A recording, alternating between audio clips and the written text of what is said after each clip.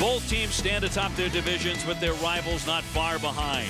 Tonight, the Cardinals, led by two-time National League MVP Albert Pujols and Cy Young contender Chris Carpenter, invade L.A. to take on Manny Ramirez and the Dodgers. Next on Monday Night Baseball. Ricky's going. 300 games. It's over. It's over. A home run. From one of the great baseball palaces of the game, we welcome you to Monday Night Baseball presented by Holiday Inn. And tonight, from Dodger Stadium, the St. Louis Cardinals, who've been rolling since the All-Star break, open up a three-game series with Los Angeles and a Dodger ball club that got knocked around the last time they faced the Cardinals in July, losing 3 out of 4. That series lit a fire under St. Louis because they jumped from a second-place club in the Central into first and have been playing great baseball to open up a 5-game lead. The Dodgers, however, have stumbled a bit. Their 9-game lead has shrunk to 5, and tonight they'll be facing one of the toughest pitchers in the National League. It's a beautiful night in Los Angeles. Great to have you along. I'm Dave O'Brien. Happy to be joined, of course, by Steve Phillips and Oral Hershiser at many great nights on this very diamond. This Cardinal team is rolling, Oral. They've won 8 out of 9. Pujols is having another MVP caliber year. Carpenter has been just brilliant. It's a team feeling very good about itself right now. They sure are. And Albert Pujols, since getting Matt Holliday, is feeling very good about this lineup with that protection. Not only has he won an MVP, won it last year, this could be his 3rd one this year, and possible triple crown. 31 points short of the batting title, a home run up, and an RBI shy of those 3. And then you go to Chris Carpenter on the mound, a Cy Young Award winner. Some teams have a #1, some have an ace, but very few have a Cy Young Award winner throwing like a Cy Young Award winner. When these two are in the lineup and Carpenter's on the mound, the Cardinals have a good shot of winning. Well, Steve, this Dodger team has the same size lead in their division as the Cardinals have in theirs, a 5-game lead, but they don't appear nearly as happy or as confident as the Cardinals coming into this series. One thing the Dodgers do have that nobody else chasing them has, that's Manny Ramirez. Well, when playoff contending teams get to the month of August and you start to struggle a little bit, you have to look to the veterans for leadership. Manny Ramirez is that veteran, that guy that leads this young offense for the Los Angeles Dodgers. But what the Dodgers need, they don't need the guy who's hitting a respectable .291 since he's come back from the 50-game suspension. They need that Manny Ramirez that they traded for last season, the guy who hit .396 down the stretch, who hit 17 home runs, drove in 53 runs, and who spawned the concept of Manny Wood out in left field. They need that leader, that energizer to their club. They're hoping he's going to start to get it going offensively and start to carry this team. Well, Manny Ramirez against Chris Carpenter, that should be a whole lot of fun. Manny against anybody seems to be a lot of fun. That's the matchup tonight. Manny and Pujols as well, ready to tangle here in L.A. in what could be a prelude to October and the postseason. Cardinals-Dodgers next on Monday Night Baseball.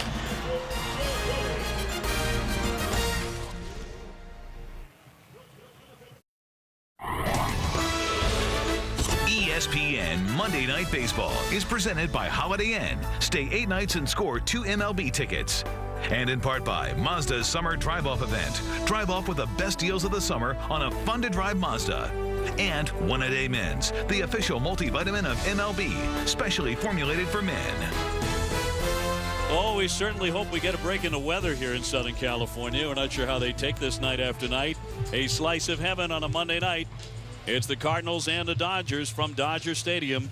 Built in 1962, that's when it opened. And it is just as spectacular today as it was 47 years ago.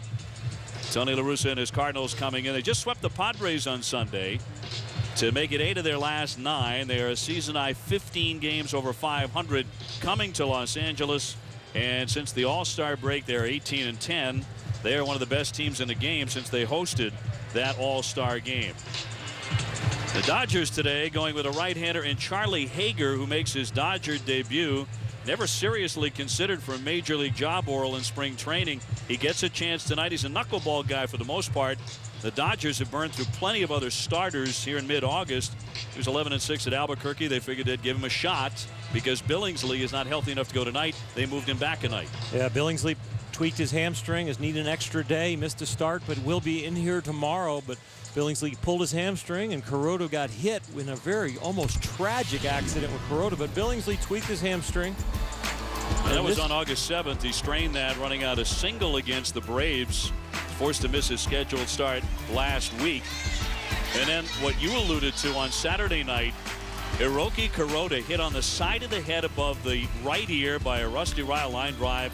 My goodness, he said I am lucky to be alive.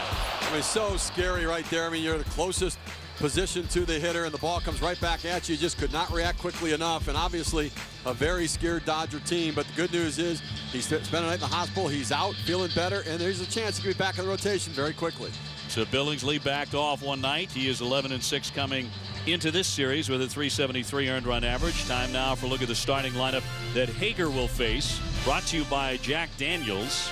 It'll be Skip Schumacher at the top. Then Brendan Ryan, Albert Pujols having another huge year, 38 homers. But Matt Holliday has been sensational since that acquisition was made. Well, you see that .459 batting average, the highest since his acquisition to the team of anybody else in the game, and 15-6 record since the acquisition of Matt Holliday. So not only is he producing, the Cardinals are winning, the best record since that trade happened. Hager on the mound, and as mentioned, 25 years old out of Livonia, Michigan. A guy who's only made one other major league start. This was not expected to happen, but Charlie Hager is delighted. I'm not so sure by the end of the night he'll be that happy against this lineup. Well, a lineup you have to respect as a 25-year-old, making his debut as a Dodger and played with the White Sox, been in the big leagues a little bit here and there, but has not really performed very well at this level.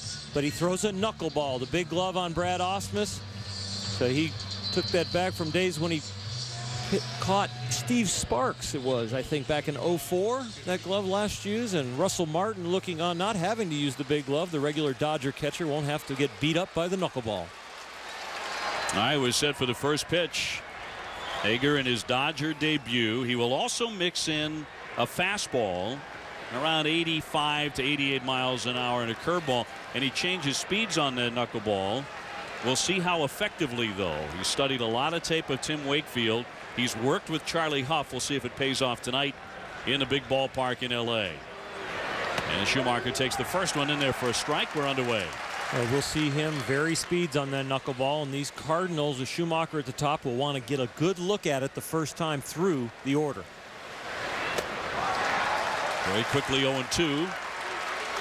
Hager has that get me over knuckleball, that kind of softer one, and then when he wants to try to put a hitter away, he puts a little more velocity on it. It's a pitch that doesn't tend to end up in the strike zone. It's designed to get a hitter to chase it out of the zone. Chopped right back to him on the hill, and Hager on to first base for a fast out. One man away now defensively around Charlie Hager tonight. Here's how the Dodgers line up. Manny Ramirez in left, Kemp in center, Ethier in right field. Around the infield, it's Blake for call, Hudson at second, Loney at first, and as you mentioned, Ausmus with the 3 Gold Gloves behind the plate. Well, this is a team that can really catch the ball, this Dodger team. Their defense is outstanding, and roaming these big spaces here at Dodger Stadium with the speed they have out there. Now they've gone 8 errors, 8 games since they made their last error. Brendan Ryan steps in, the shortstop, hitting .290 with a home run, and he'll take a ball inside. Well, one thing I've noticed already about Charlie Hager is his knuckleball is up, and usually the thing as a hitter is when it's high, let it fly. When it's low, let it go. He went with a fastball there at 83. You know, it's interesting talking to Hal McRae, the Cardinals hitting coach, around the cage. What he doesn't want his hitters to do is get themselves in a fastball count, 2-0, 3-1, and take the fastball. The knuckleball, but caught by Loney. 2 down, and Albert Pujols on his way up, hitting .325, 38 homers, and already 104 runs batted in. Albert, the number 3 hitter in the National League. He is 31 points off of the hitting lead, so that would appear to be a stretch. But number 1 in homers, number 2 in RBIs in the NL. Interesting when you think of Albert Pujols, of the 3 categories, you would think, oh, he's probably won a home run title. He's probably won an RBI title, but the only one of the 3 is the batting title, which he won in '03 at .359. 2 hops, and Blake across the diamond. And a good start for Charlie Hager in his Dodger debut. He gets St. Louis 1-2-3. Chris Carpenter, 12-3, taking them out in a moment. Back in L.A., Joe Torre's Dodgers had a 9-game lead at one point, appeared to be cruising. They have gone 8-13 since. Colorado has closed the gap to within 5. We look at the starting lineup now of the L.A. team, brought to you by Jack Daniels. Rafael Furcal at the top. Orlando Hudson hitting .293. And then Andre Ethier, who's hit 24 homers to lead the ball club. They'll lead him in RBIs as well with 80 RBIs. How about 18 RBIs in his last 16 games? He's been on fire the most at bats in the major leagues with runners in scoring position this year. Facing Chris Carpenter, who has won 7 straight decisions. And he owns the outside part of the plate. All these Cardinal pitchers, but with his control, he works the outside corner with all his pitches, and you know you're good when you can tell the hitter what's coming, and it's still hard to hit. Furcal hitting .262, not the speed guy that he used to be, but swinging a pretty good bat in recent days. In fact, he's reached base in 25 consecutive games. And he'll take that one too high. Well, the top of this Dodger order has a lot of energy. Furcal used to steal an awful lot of bags. He still gets on, but doesn't run quite as much. With Orlando Hudson behind him, though, they have a good 1-2 punch. Well, Steve, when you look at it, this is a guy who not that long ago in 05 stole 46 bases. He's stole all of 6 now this season. Well, had back surgery last year. Remember, he wasn't quite right at the end of the year, and I just don't think his legs have come back what they were. 2-1 ripped up the middle for a base hit. He's on again. Well, he has been doing a lot of that. A sharp single by Furcal to get started against Carpenter. A look at the Cardinals on the defensive side. Holiday in left field, Ankiel in center. Remember, he ran into a wall earlier this season. He was banged up. DeRosa, Ryan Schumacher, and Pujols has won a Gold Glove on the infield. And Molina, just a terror back there as far as picking off guys at first base. He's the best in the business at that. An outstanding arm, and they really can cut down the running game. Chris Carpenter only 1 stolen base against them, 3 caught stealing this year. Molina throwing out 38% of the runners, so it's going to be very difficult for the Dodgers to put runners in motion unless it's just to stay out of the double play. Here's Hudson hitting .293, 8 homers, 36 runs batted in. He's reached base in 15 in a row, and really been swinging an excellent bat since the All-Star break.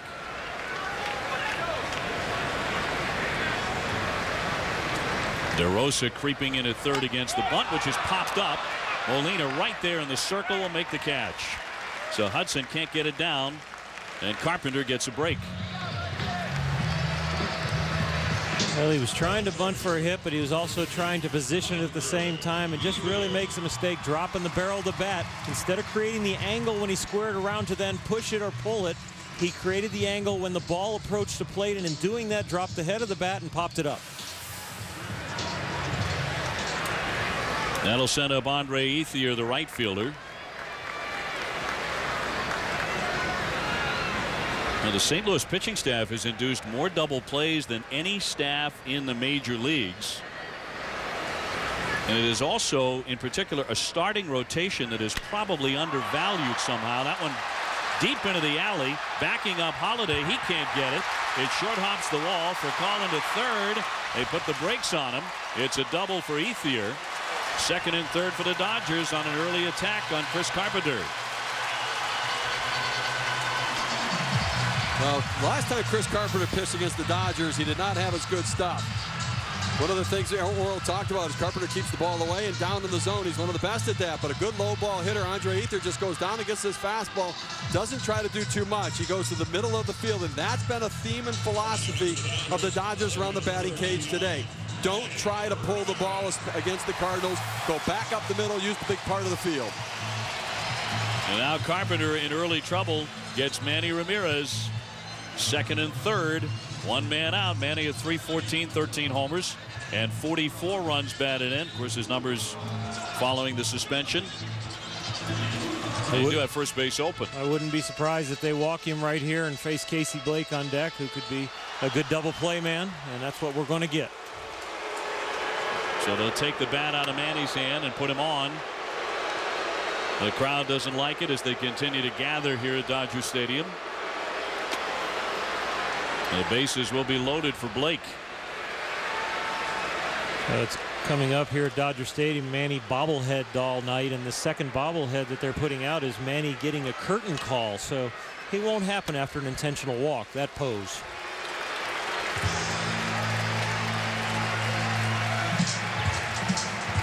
So Ramirez will take his base, and Blake, the number 5 hitter, will step in. They're all filled up.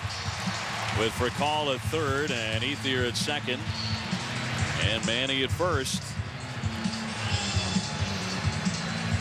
Blake has really been scuffling. He went 2 for 21 on their 6-game road trip, and he struck out 11 times in his last 6 games. So this move makes all the sense in the world.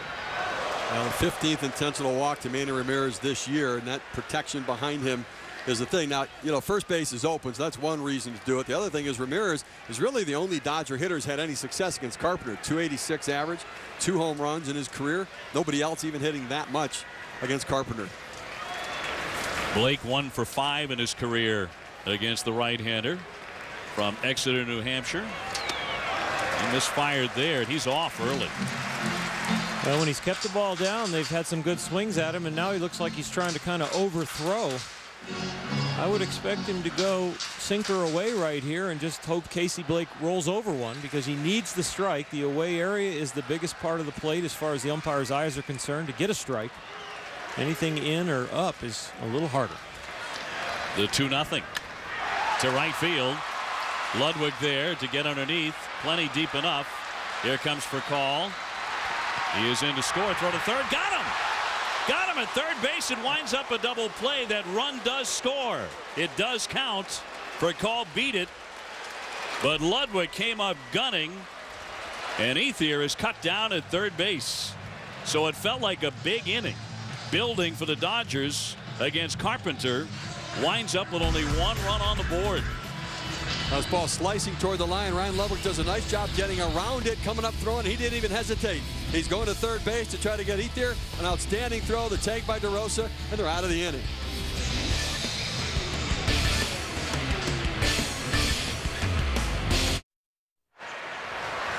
Well, back in Los Angeles, it is 1-0 Dodgers, but LA was counting on a lot more. They had the bases loaded, 1 out. They only get 1 out of that because of that man's peg from right field. Ludwig with a spectacular throw to cut down Ethier. Everybody in the building, including Ethier, was just shocked that he was out at third base, not because the umpire blew the call or anything, just because he never got there. Here's Holliday at 459, 5 homers since joining the Cardinals. Bat goes flying. Lost the handle on that swing and miss. It went right down the tunnel. Well, hopefully nobody walking up the stairs. Tommy Lasorda reflecting back to the All-Star game that year with the coach at third base, and the bat came down, and Tommy looked like a weeble over at third base. And you see the knuckleball rolling and the bat flying from Matt Holliday, taking a hefty swing at this one. And look out, Tommy.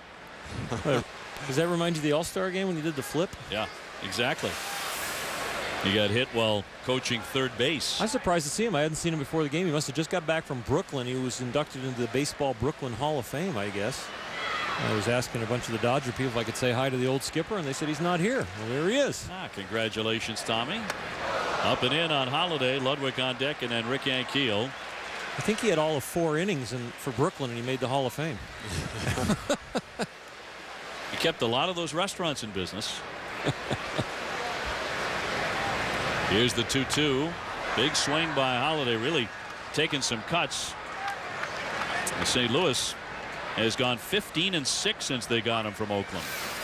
Hager would like to get this knuckleball down Oral a little bit. It's a little up in the zone, and that's a hittable pitch. And that with K-zone there tracking that pitch, there's not a lot of movement there. I think the Cardinal hitters are going to go back and say, guys, it's just speed right now. There's not a lot of movement. They're falling off, but they might be trying to do a little too much because it doesn't look like it's going to create any anxiety as a hitter. So they're just lunging out there, and they're just a little early right now. That's not why they're making solid contact. We saw the line out by Brendan Ryan. He was all over it. Skip Schumacher, even in a 2-strike count, really wasn't fooled on the ground ball. Albert was all over it. So we'll see if this holds up. Another one spoiled by Holliday. You know, the knuckleball is supposed to tumble as it comes into the plate. You think about the Tim Wakefield knuckleball as it comes into the plate, and it seems like Hager's throwing a little bit harder, and actually from my eye, naked eye, it looks like there's more rotation on the ball than a Wakefield knuckleball, which means it's not going to tumble as much. So you're right. It's just a change. It's a 67-mile-per-hour pitch. It's not moving a lot. That was the first one. It looked like to me had a little wobble to it where it went 2 different directions. I was teammates with Tom Candiotti.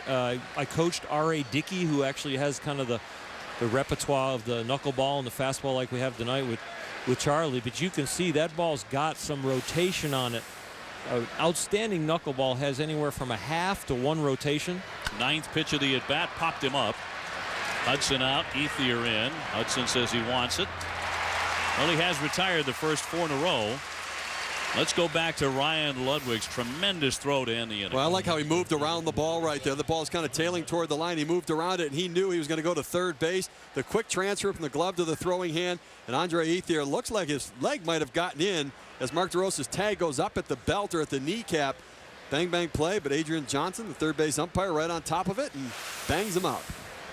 If you think about they're out by a step there and you're at home and going, why didn't he throw home? Well, you got Furcal running from third, who's probably a step quicker than Ethier, so that bang bang play was only an out at third base. A 7 outfield assists, as we showed you there, as that one's pop foul out of play. But you don't think of Ryan Ludwig as a cannon in the outfield. A good arm, an accurate arm, but not that kind of a throw. But mechanically sound. I mean, that was fundamentally sound the way he went about doing it, and that is the story of the St. Louis Cardinals. They do things fundamentally right. You may not have the best arm, but do it the proper way so that you can be as efficient as possible. That, you know, you may not get everybody, but you'll get some guys. And why do we think that's a great arm? We think it's a great arm because of the accuracy. If that ball is 6 feet left or right, the third baseman runs up with no play, and you can't even grade the arm. But when it's on the bag and gets him out, you're talking about it. Down for it for call. Speaking of good arms. Well, Hager may not be getting that tumbling action. He may not have a Tim Wakefield or a Charlie Huff knuckler going, but he has retired 5 in a row. He has one previous major league start. That didn't go well. He said, I was very amped up. He was starting for the Chicago White Sox. It was a rough outing. He walked 6 in 4 1/3. He gave up 5 earned runs. But tonight, he has been smoother. Cut on and missed by Ankiel, who went for the downs. Well, it's critical for Hager to be able to throw his knuckleball for a strike, because if he can't, and he does use his fastball and fastball counts, he's got a chance to be in trouble. Well, he's jumped in front of Ankiel. 0-2. Ankiel, a .234 hitter. This is 2 pitches ago. Well, to me, the knuckleball's not doing a lot, and the Cardinals are getting a little too aggressive. You can see there's a lot of rotation. We have all seen that on super slow-mo knuckleballs where all we see is red and white, but that one is spinning. Blake is there in foul ground. Hager with another 1-2-3. He's faced 6. He's retired 6. He leads 1-0. The Cardinals have really taken control of this division, the NL Central. A season high 15 games over 500. The Cubs 5 games off the pace at 60 and 55. The Brewers, however, have slumped badly. They're now under 500. Same story with the Astros at 9.5 games back. And the Cardinals are rolling. They've won 8 out of their last 9 games, with Mr. Pujols taking center stage, Steve. Well, I tell you what, you look at that division, and I think the St. Louis Cardinals right now 3 deep in the rotation with Wainwright, Carpenter, and Joel Pinheiro. They're Kyle Loesch in the 4th spot. They're looking for a 5th starter, trying to figure out who to go there. But starting pitching is so critical, and the teams that have had good starting pitching are the ones who are on top of this division. Matt Kemp will lead things off here and take a strike from Carpenter, trying to settle down after a rocky first inning. He gave up 2 hits, a single and a double. Intentionally walking Ramirez, his right fielder, bailed him out of what could have been a really bad start for him.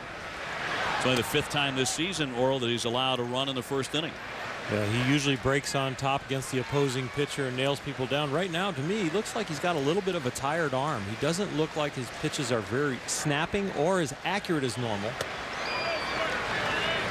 He looks like he's laboring with his mechanics, too. Something's out of sync with him. And you know, he took a deep breath on the mound earlier, and we saw a shot of the dugout where Tony La Russa and Dave Duncan were kind of talking and gesturing about his delivery. So we're going to keep an eye on that.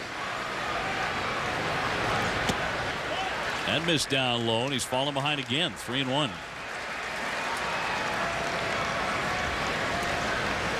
Well, they've got great poker faces over there on the Cardinal bench, but Chris Carpenter's body language to me just doesn't look right. And I don't have any inside information on him. I'm just going strictly on just watching the game and knowing what I know of Chris Carpenter when he's right. But usually he's 90 to 93, good late movement. Cut on and missed, and Kemp may have really helped him there on a 93-mile-an-hour fastball. He strikes him out. First K for Chris Carpenter. Number 7, James Loney. Dodgers ahead here 1-0. Here's a breakdown of the division. You mentioned the Cardinal pitching. It's been so good, and Holiday and DeRosa have helped in different ways. Certainly Holiday turned the cover off the ball. Well, no question about it. I mean, the Cardinals are a different lineup right now with DeRosa and Holiday, and at times Julio Lugo in there. But, you know, they're driving runs, scoring runs, great pitching. And for the Cubs, offense has been their problem all season long. They're a much better team offensively than what they're showing. Their pitching has been good enough to be a playoff contending team. And the Cubs are at the Padres tonight. Ted Lilly back his first start, come back from the DL. He had a little shoulder issue and knee issue, but that game is 0-0 in the second inning, I think. So he's on the block so far, doing well. Here's the first baseman, James Loney, at 278 and 7 home runs. He's skidding right now, 3 for his last 29. Just 4 hits in his last 36. The Dodgers right now have got several guys who are going very, very well and others who are stone cold. And those are reasons why Los Angeles has come back to the pack a little bit in this division after building up a 9-game lead. Well, you know, you got a lot of young players, and you're getting to the month of August where teams have made adjustments. You're getting a little bit fatigued, and mentally you get challenged a little bit. Andre Ethier stayed hot. But James Loney, Russell Martin haven't been as productive offensively. And, you know, consistency is the name of the game, and that's how you sustain a run to get to the playoffs. And, you know, when you struggle, you need somebody to step up and carry your team offensively, and that's where Manny Ramirez really needs to be that guy for the Dodgers. And misses inside on Loney. All-star closer Jonathan Broxton has blown 3 saves in his past 5 appearances, but he's assured Joe Torre it's not a physical thing, it's location with his fastball. Here's the 2-2 to the right side, and Schumacher, the converted outfielder. An easy stab for him. Time for a Sports Center right now. Let's get it back to the studio and join Will Selva. All right, Dave, thank you very much. This Sports Center right now brought to you by Sprint. Brett Favre may not be done. FoxSports.com reporting unnamed Vikings players seem sure that Favre is going to play for Minnesota this season. Meanwhile, the Nationals face a midnight deadline to sign #1 overall draft pick Steven Strasburg. If Washington can't reach an agreement with Strasburg, the team will lose its rights to him. Next Sports Center on ESPN following football. Stay current with ESPN News. Will, thanks. Here's Brad Ausmus, the veteran catcher, as he takes a strike. Steve, are they going to get that done? I think there's no chance of that. You know, you've got Strasburg and the Scott Boras camp looking at $50 million. Oh. and the Nationals have made an offer that would make Strasburg the highest paid amateur player becoming a professional player ever. And they're saying, look, we're acknowledging your position in this draft. Make a deal. Broken bat looper, and there's Schumacher with the catch. No time running out on that. Carpenter pulls it together. He busts a bat there and gets him 1-2-3.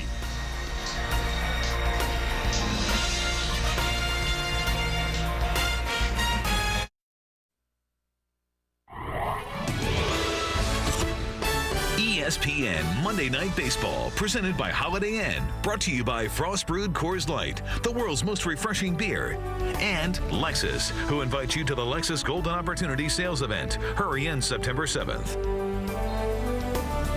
Back in Southern California on what was a lovely day. It's turned into a beautiful night. Dodgers on top 1-0 on a Monday night as we send you the top half of the third inning.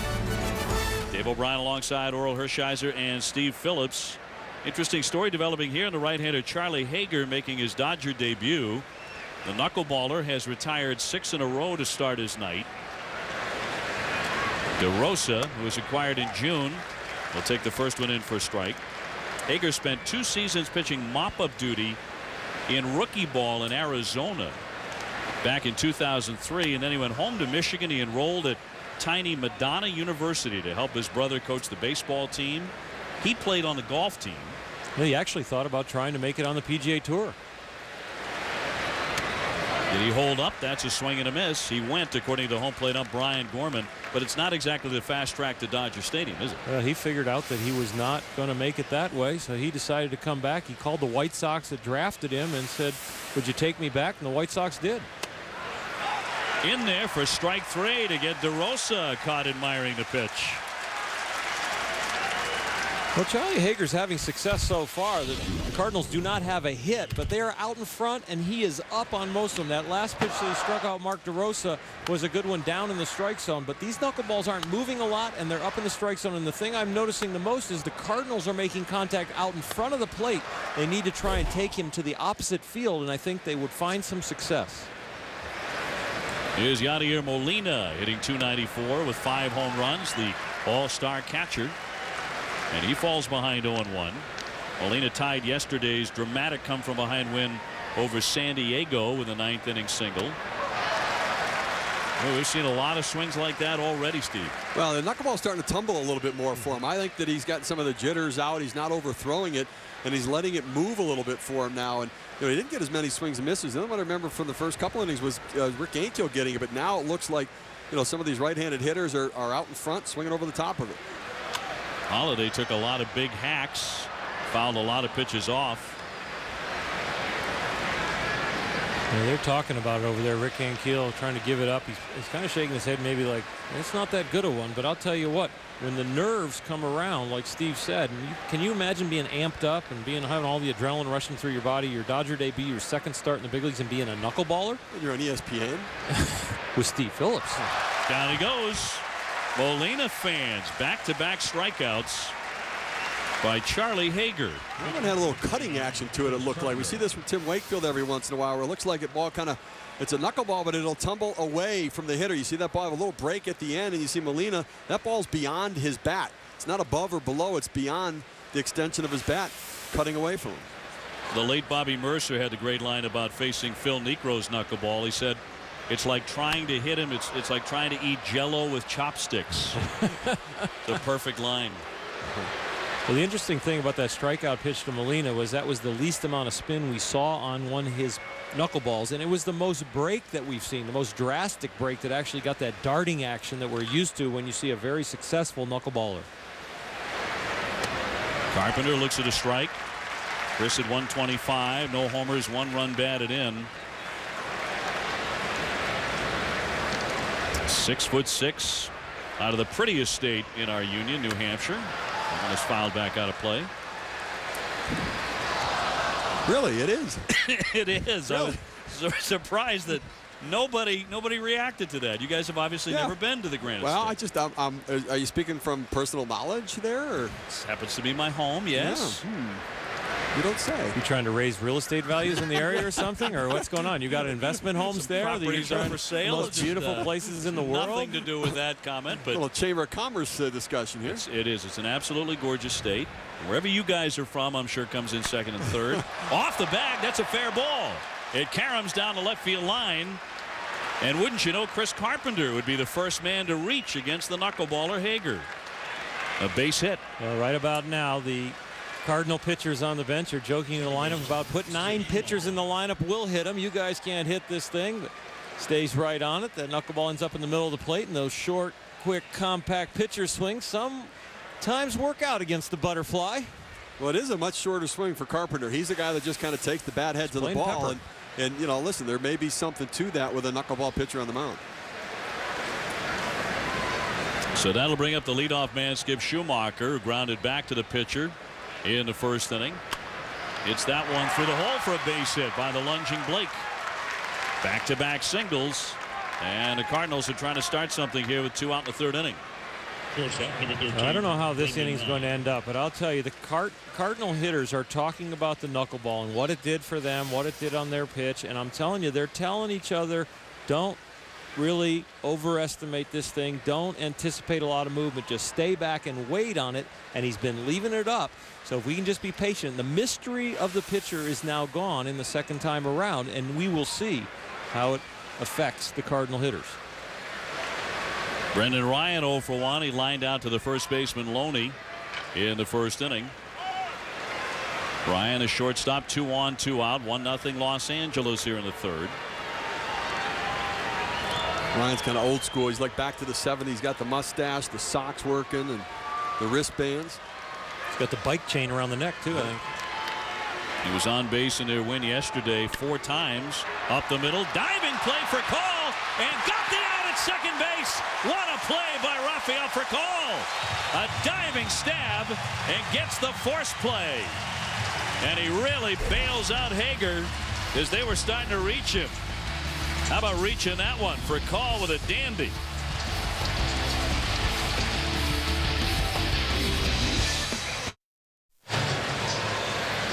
Coverage of Major League Baseball continues on ESPN. 2 games out of the AL East. First catch Wednesday Night Baseball presented by Smirnoff Ice as the Red Sox take on Roy Halladay and Toronto. And then on ESPN Sunday Night Baseball, both teams, the Yankees and the Red Sox, sending out their aces, CC Sabathia and Josh Beckett, in a dandy. Well, here tonight, both starting pitchers, Carpenter and Hager, who square off now, have been bailed out by tremendous defensive plays behind them. Ludwig with a great throw into third as part of a double play, and then moments ago Furcal laying out. He makes a great stab. Hager, the pitcher, cuts and misses, and down he goes. Second strikeout for Carpenter. Now take a look at this play by Rafael Furcal. The Dodgers tied for the best fielding percentage in the National League. And if you don't get it done offensively, get it done with the glove. Range by Furcal. And I like the overhand throw right there. I think he didn't feel like he could get enough on it as far as away from the base. I needed a little more oomph. The overhand throw, Orlando Hudson getting there just in time, getting Skip Schumacher at second base. That is one heck of a play. Even if he didn't get the out, he saved a run. It was going to take another base hit to score a run, holding Carpenter up at third base. Great effort. And Furcal on cue stepping in. He ripped a single and scored a run in the first inning. Although the Dodgers loaded the bases with 1 out, and that's all they got. Fewest errors in the National League by the Dodger D. That one into center and Keel right there. 2 up, 2 down. Let's get it back to the studio for an update. Here's Will Selva. All right, Dave, thank you very much. The best team in the majors continuing its 10-game road trip with a 3-game visit to Oakland. Mark Ellis, line 1 to left. Johnny Damon makes the catch. Ryan Sweeney gets greedy. And greed, for lack of a better word, is not good in this case. He's doubled up. Still no score in Oakland. Yankees with a 36-12 record since June 24th. Will, thank you very much. Orlando Hudson here tried to bunt his first time up and popped it up. And it was caught by Molina. Dodgers were really beaten up in St. Louis the last time they faced the Cardinals. Losing 3 out of 4 at Busch Stadium. They were outscored 16-1 in the first 2 games. Then lost 3-2 in 15. Rallied to win the finale in 10 innings. But that left a bad taste in the Dodgers' mouths. Fastball inside missing from Carpenter. Or is he looking any more comfortable? He looks a little bit better to me because he's hitting his locations. He's getting down the hill, and I don't know. Maybe something was bothering. Maybe something wasn't. It was just my eyes. He looks better now. I think he looked that way to all of us, but this one misses low to make it 3-1.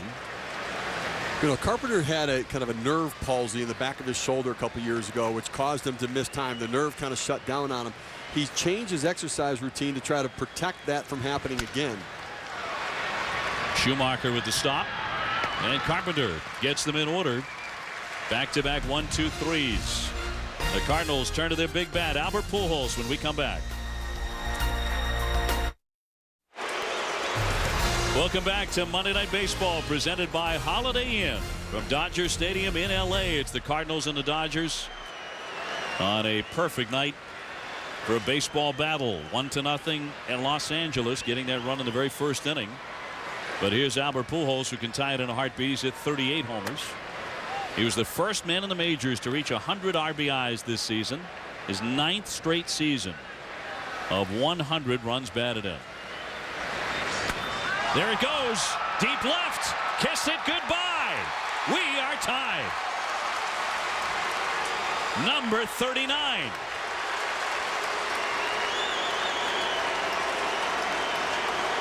And 105 runs batted in. Albert touches them all. He was 31 points behind in the batting race. He was 1 up in home runs. That puts him 2 up, and he was 1 down in RBIs. And with this swing, he's on top in 2 of the Triple Crown categories. And boy, is he a happy camper with Matt Holliday here in St. Louis, getting a few more pitches and being able to create a little more damage. It's interesting how many of the high knuckleballs hitters swung at early on. Pujols waited for one down in the zone a little bit more and did some damage with it. But as you both touched on, second time through the order now, the Cardinals have made those adjustments, and they're starting to hit the ball real hard against Hager. Holiday 0 for 1. He's popped out to second.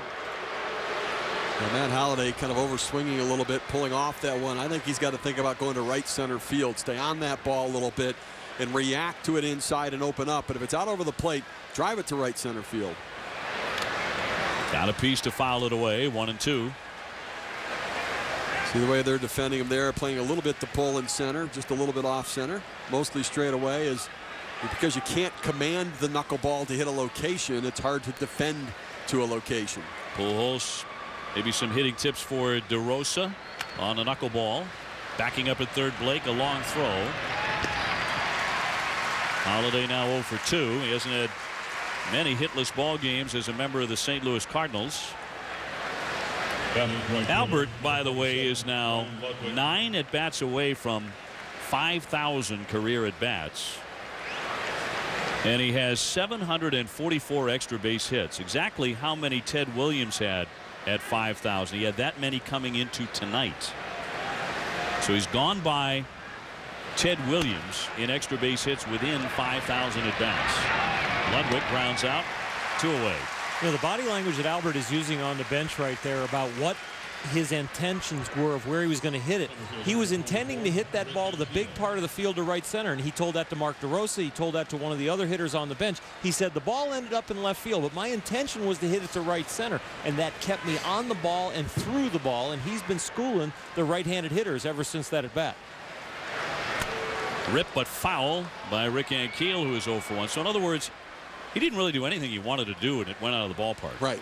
Well, fantasy and reality are what you're attempting to do compared to what actually happens. But the attempt to go to the big part of the field keeps the front side in, keeps you on the ball longer, and be able to react to the knuckleball to the very end.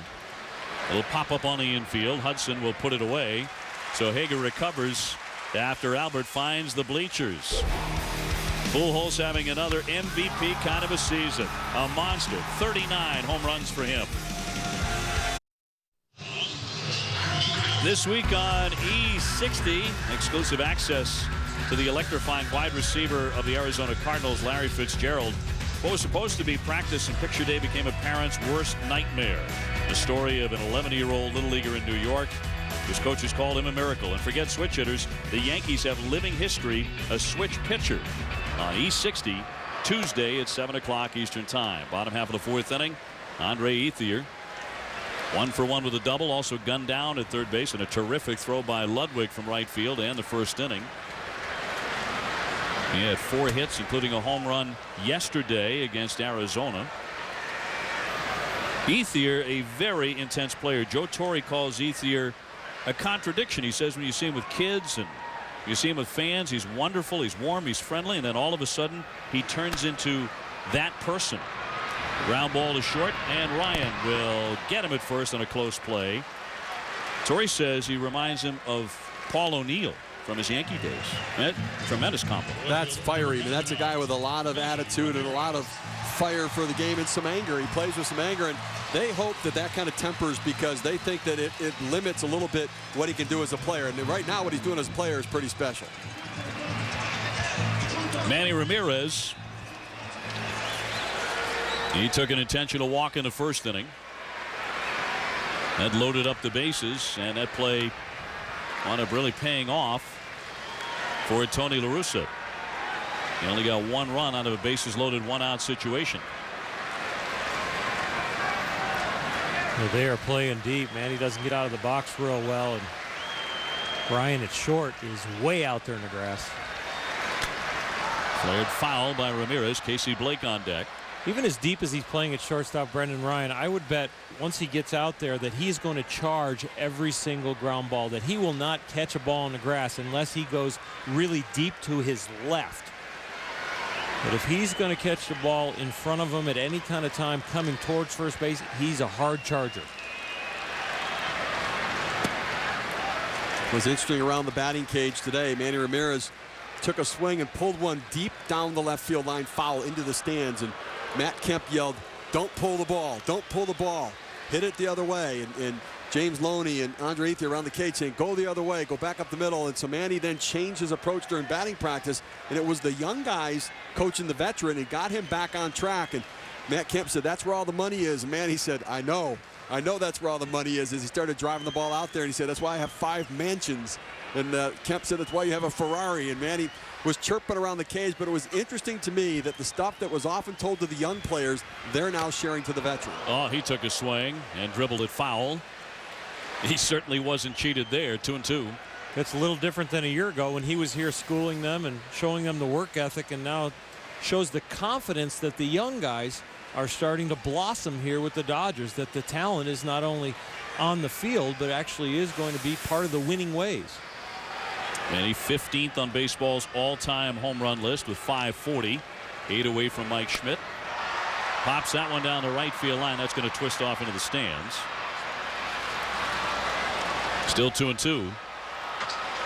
He hasn't been great since coming off that suspended list, hitting .277, 7 homers in 37 games. For Manny Ramirez, decidedly mediocre. Well, interesting, when you're trying to come out of a slump or you don't think you're exactly right, you try and take every pitch the opposite way. But I think when you're hot, you take the correct pitch the opposite way and you turn on the inside one. That last pitch that Manny fouled off, to me, looked like he was forcing to take the ball the opposite way to get himself on track, where that would be normally a pitch if he was really hot, he'd just react and turn on. Well, one of the things that Manny gets caught up in doing is watch his back elbow. He kind of tilts his upper body and his shoulders. The backside comes up. Right up here, that back elbow comes up very high. When you get up that high, you've got to bring that back down again, and it's causing him not to catch up to the ball. It makes him very vulnerable to the high fastball as well, because he has to change his shoulders to get there. Schumacher will lead it up off the deck and throws on to get him. Manny with a long at bat. He did sting it, but he's also out 0 for 1 as we take a look at our one-a-day men's strikeout leaders for this week. Tim Lincecum at 205. Wainwright at 149. Wainwright having an outstanding year at 14-7 for the St. Louis team. An underrated starting rotation. And a couple of Dodgers in there as well. And for every strikeout this season, One-A-Day Men's in Major League Baseball donates $10 to the Prostate Cancer Foundation. To date, the program has raised $241,270. Here, that was the long list of Cy Young candidates, too. And it is a long list, isn't it? Well, it's a very confusing race. When we get to the Cy Young candidates in the National League, it is a confusing race right now between the way the wins are. That's a Clayton Kershaw right there for the Dodgers, but you got Wainwright and Carpenter. Foul ball. You've got Danny Herron. Oh, you got Jason Marquis in Colorado. I'm just impressed you guys have said Wainwright's name so many times without saying Wainwright. Wainwright? I hesitate to say it because I know sooner or later I'm going to call Wainwright. I say it right because he's bigger than me and stronger than me, and I don't want him to ever know that I said it that way. I'm with Oral. So I will introduce you to him, Steve, tomorrow. Down low for a ball on Blake, who's 0 for 1. You know, it's interesting. He really is, in my mind, a clone of Chris Carpenter. They're very similar in their pitching styles, both with a big breaking ball, similar in the amount of usage of how they go about using the fastball. And Dave Duncan, the pitching coach, really has kind of conformed his pitchers to be a certain style. There's some thought that John Smoltz out there, a reclamation project, he may be the guy for Duncan to turn around. Carpenter strikes out Blake, and he has now posted 3 consecutive 1-2-3 innings as he has really come back.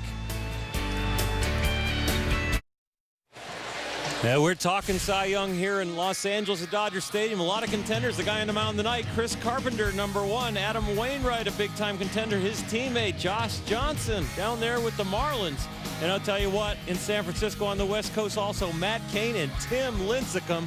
These guys can bring it. They're putting up the stats, but I'm glad there's a lot of season left because an outing like this for Carpenter can change the scenario drastically. Looking for his 13th win. Popped up down the line by DeRosa, but off into the crowd. Starting the 5th inning, a tie, 1-1. It'll be interesting to watch Mark DeRosa's first swing right there. We saw Albert Pujols talking to him and Yadier Molina, the 2 guys who struck out in the first inning, and saying, look, go back up the middle of the field. And we saw DeRosa try to keep his hands inside of that knuckleball and go back up the other way. DeRosa 0 for 1, struck out looking in the 3rd inning. Hammers that one, but caught by Hudson. Now, how about the front runners for both of you guys for Cy Young? Well, look, I think that you have to look at Tim Lincecum as the guy. You look at the strikeout numbers he's logging right now. He's blowing everybody away. And Carpenter's numbers are fantastic. Strikeout numbers down a little bit because he missed a month of the season, that oblique strain. And Matt Cain, I tell you what, he's something else. And I think he's probably going to get his votes canceled out by the fact his teammate Tim Lincecum is putting up such a big year. You mentioned Josh Johnson. He has more home runs than losses. Look at that. 3 home runs, 2 defeats. Here's Molina hitting .293. 0 for 1 tonight with a strikeout as he loops a foul. Now, how about the contenders, Oral? We've seen the top 3 for both of you guys, but how about those who are up and coming? Well, Josh Johnson, you just talked about the home runs dominating down there with Florida. I don't know if Adam Wainwright could be a contender. He might need to be in that front pack the way things are going. Danny Herron, of course, we don't hear much about him over there in Arizona. They haven't been on top of the pack, but he's having an outstanding year. And Jason Marquis in Colorado, I tell you, Jim Tracy turned that whole organization around with him at the helm, and Jason Marquis has been one of the main reasons to do it. Bounding ball softly hit by Molina, who has to be playing a major role in the success of the Cardinals staff. Let's join Will Silva now in the studio for a Sports Center in-game update. All right, Dave, thank you very much. The wild card leading Rangers adding to their lead against Minnesota. Elvis Andrus entered today batting .326 in August, .261 in the first 4 months. Here he is in the bottom of the 7th with the triple. Kevin Richardson scores from first. They made it 8-5 Rangers. That's where we stand at the top of the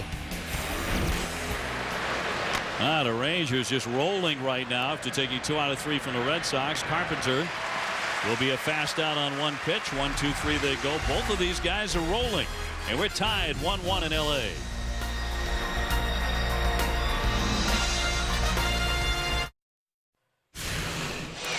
Well, as recently as the 25th of July, the Dodgers had a 9-game lead, but that has closed up. They've gone 8-13 since. The Rockies have come on strong. Now just 5 games back. They're certainly in a wild card hunt, as are the Giants, 6.5 out.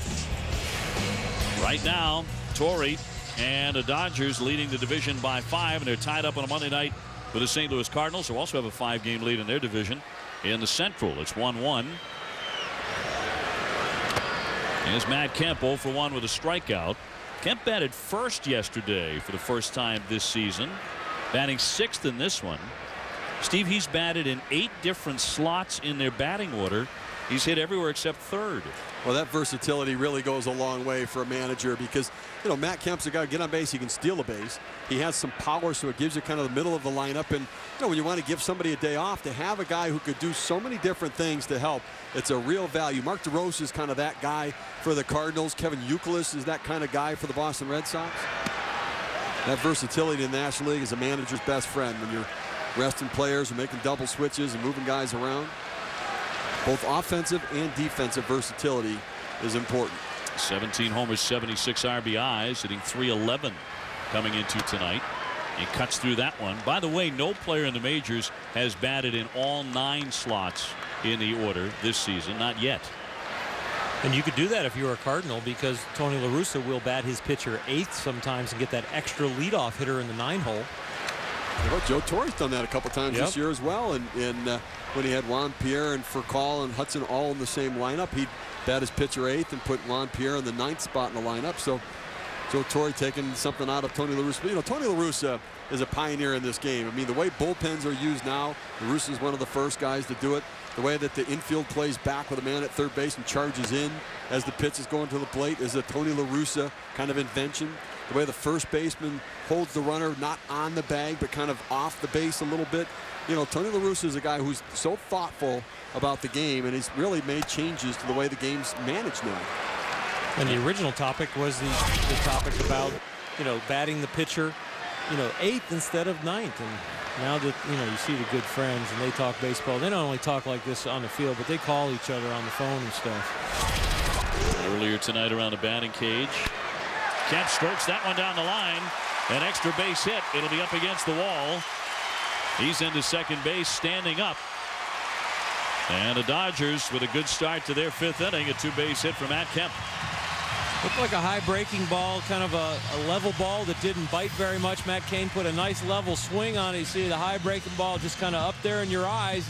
just put the head of the bat on it. The ball's coming in about hand high, so it's not a real hard pitch to hit because you don't have to make many adjustments when you put your swing on it. He just drives it down there in the corner near Mannywood. And you can see Chris is upset about the location right there. Kemp really worked for that double, a lengthy at bat. And you've certainly seen a difference in the hitting philosophy since Manny Ramirez came to Los Angeles. This is much more of a grinder lineup. Longer at bats. They're not afraid to bat with 2 strikes, to run the count deep. Ramirez has certainly had that influence. Loney 0 for 1. He's grounded to second. That one through the hole for a base hit. Kevin to third. They're going to wave him around. Ludwig with a bobble. And a run scores, and the Dodgers have taken the lead. Ludwig, who earlier tonight made a spectacular throw to nail a man at third base. This time bobbles it in right. Well, the base hit through the hole, and Ryan Ludwig really took off in right field to bust it to try and get it. You see what he's doing as hard as he can. He's thinking home, and he just looks up just a tad and doesn't stay down long enough to get that ball in his glove. Not an error because the runner probably would have scored. He only lost the attempt at throwing the runner out at home. And nobody advanced on the bases. Loney's still at first. Loney slumping, but picks up his 70th RBI. And the Dodgers have the lead for the second time. Runner goes, a cut and a miss. Molina, well, he threw it on target there, but Schumacher didn't get there in time.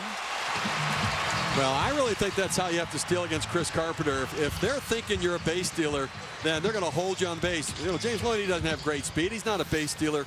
I mean, he only has 6 stolen bases on the year, but you see him on the break there. This is the element of surprise. They didn't expect it. Molina comes up and throws a little late for Schumacher getting to the base. His momentum carrying him toward left field, and no chance to come in and put the throw. Great slide by Loney. He should have seen it, though. His helmet was over his eyes. He couldn't see where second base even was. Well, certainly not a perfect throw by Molina. And now Ausmus stepping up. 0 for 1. He has popped out to second. And he knocks that one foul. You know, Oral, the James Loney on the base hit to right field. You had a man on second base, nobody out. The hitter's job is pull the ball to the right side and advance the runner. Well, Chris Carpenter set up inside. Yadier Molina, they were looking for an inside fastball. You see where they are inside there. They left it out over the plate. Why would he want to go there? I mean, now Loney's a guy who tends to go the other way a lot, but you're playing into his game a little bit, aren't you? You are a little bit. You're right there. And I think that maybe they might have thought about maybe pitching around deep in the order. Ausmus pops it up, and there's Pujols to put it away. Let's get it back to the studio and Will Selva for an update. Will? The White Sox opening a 3-game series with the Royals. Bottom 7, White Sox up 1. A.J. Przinsky, pack your bags. We're going on a 2-run trip. 9 of his 13 homers have come versus righties this season, including tonight. White Sox lead 7-4 at the top of the 8th. Guys? White Sox starting play today 2.5 games behind the Detroit Tigers, who just picked up Aubrey Huff. Good pickup for the Tigers. I mean, that left-handed power bat, a guy that is a blender to the lineup, keeps rallies going, can hit it in the gaps for doubles. I really like that addition for the Tigers. Probably going to use him in the DH role. You have Carlos Guillen back and I think getting close, being able to play in the outfield now. So I think for the Detroit Tigers, I mean, Jared Washburn has not pitched well so far, but Huff is really, I think, going to be a real asset to that lineup. Here's the pitcher, Charlie Hager, showing bunts and fouls it away for a strike. A man at second base and a run in for L.A. You like a bunt in this situation, Oral? You know, this is where I wish pitchers would learn a short, compact swing and almost play pepper, because putting the ball in play with a short swing, you can't hit into a double play. You got a better chance of scoring this run or maybe hitting the outfield grass with a blooper with a little bit of a swing compared to bunting the guy over. Now, Tommy, at times, I played for Tommy Lasorda here in the Dodger uniform. At times, he would have our pitchers do that, but a lot of times, we would pull back and chop at it. I mean, the reason I don't like it is you already have the runner in scoring position, and why put him on third base with 2 outs? Now you can say, well, the breaking ball in the dirt. You've got one of the best blocking catchers in the game, and Yadier Molina behind the plate. Give the kid a chance to take a hack at it, see if he can't flare one in and get a base hit. I don't like the bunt. You get into the guaranteed bunt here, too. You're putting your runner at second at risk. They might throw him out at third, even when you lay the bunt down. Not bunting here. He'll take a seat. That one on the inside corner. And Carpenter strikes him out for the second time. Well, there's the other side of it. Now you don't have a runner at third. The pass ball can't get that runner in. You're relying on Furcal to drive in the run. Dodgers on top here 2-1. Furcal has singled and lined out to center tonight. Chris Carpenter has won 7 straight decisions, but he's fallen behind here in the 5th inning on the road.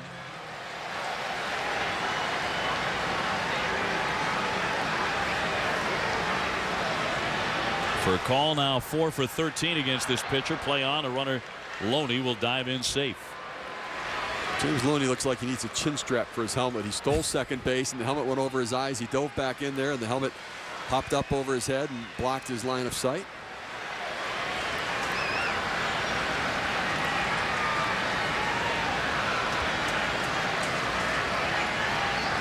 No pitch. The time was asked for by Furcal and granted by Brian Gorman. Now let me ask you this. He threw him a curveball on the pitch. As a pitcher, do you go back to the same pitch after having shown what your option would be there, or do you have to change it up? This is one of those I know that he knows that I know that he knows that I know, and when do we stop? Well, what do you do? Well, the pitch right there, Chris is a little upset that they allowed him to throw it and they gave him time. But I'll tell you what, Furcal's had some good swings at fastballs. He lined out deep to center field and Keel. He got a base hit on a fastball, so I think he's going to make him hit an off-speed pitch if he has to come into him. Here finally the first pitch that counts, and it's a breaking ball outside. Interesting that they're paying more attention to Loney on second base than when he was on first. Albert Pujols played behind him on first. The hit and run came. He ends up stealing the bag, even though it was a swing and miss. Now you've got 2 out and a man on second. You really don't care about him at second base. Get your infielders back, knock the ball down, save the run, and concentrate on the hitter. Well, I think the one thing that they're doing is Loney's getting out there pretty good, and to where he will certainly score on a single. I think they may jockey with him a little bit to keep him close, so that on a single they might have a chance to make a play at the plate. But Holiday two strikes right. Contact, the guy breaks. It's the hardest time to throw a runner out from second base is with 2 outs, because you're going on contact and you go for it. 2-0, bloops a foul back out of play. The time to limit the lead at second base is with no outs and 1 out, because with no outs and 1 out, the runner is a little more conservative, and the hitter is, you're not going on contact exactly from second base. So I understand what you're saying, to get a chance to throw him out, but with 2 outs, 2 strikes at the point. But even with the arms in the Cardinals outfit, remember, you got a great arm in Rick Ankiel in center. We've seen Ryan Ludwig's arm as well. Matt Holliday doesn't throw that poorly. So, I mean, I think there's some element to that, but point well made. The 2-1. Right there, DeRosa, side retired. But a run in, the Dodgers have taken a lead here. But Albert Pujols is right around the corner. He is due up third. Top of the 6th at Dodger Stadium. Capacity 56,000. It's Monday Night Baseball presented by Holiday Inn. Schumacher, the leadoff man, then Ryan, and then that man, Albert Pujols, who has already belted a home run tonight.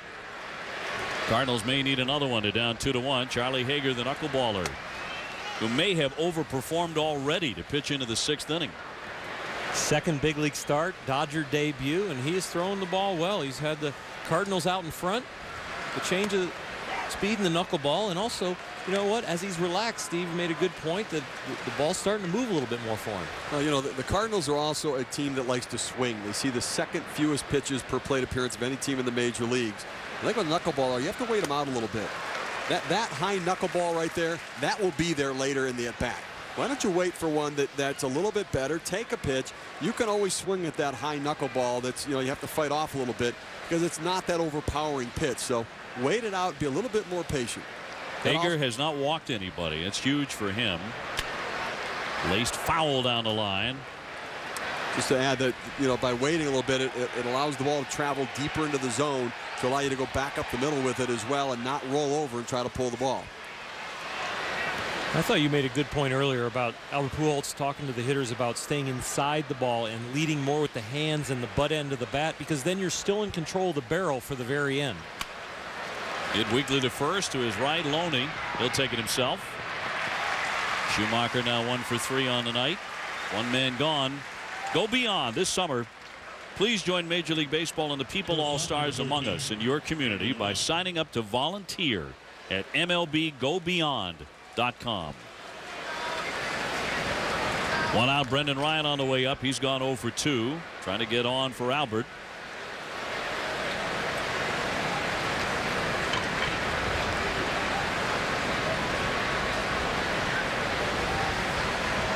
Ryan started the night hitting .290.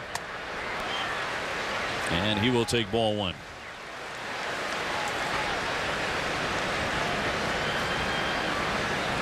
Some of the Cardinals still trying to figure out the butterfly pitch. That's in for a strike. Well, key at bat right here for the Cardinals, because if Ryan can get on, then Albert Pujols probably gets pitched to.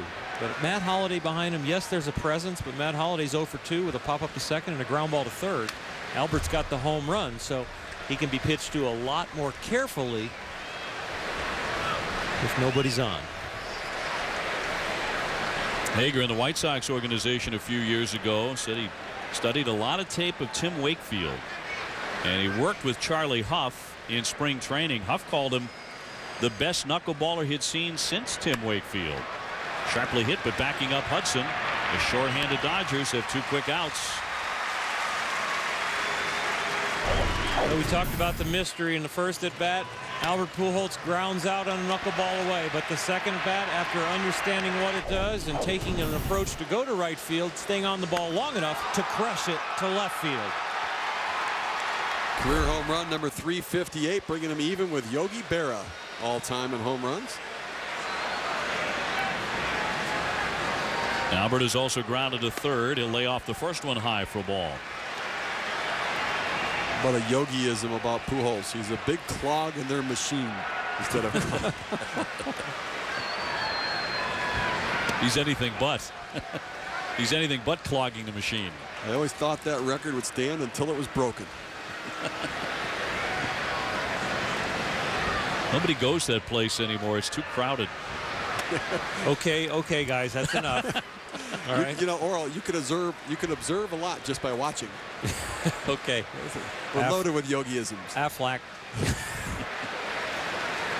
Base is empty. 2 down. 2-1 Los Angeles.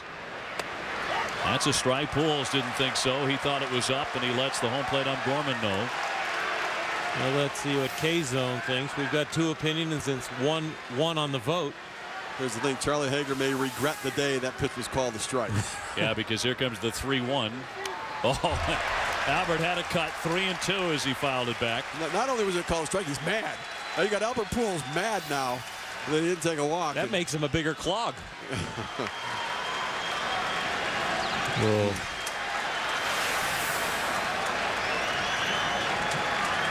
Hager hasn't walked anybody. And he won't here. He gets him in the end. Hager retires them 1-2-3. Still 2-1 the Dodgers in Los Angeles. And Manny is coming up shortly.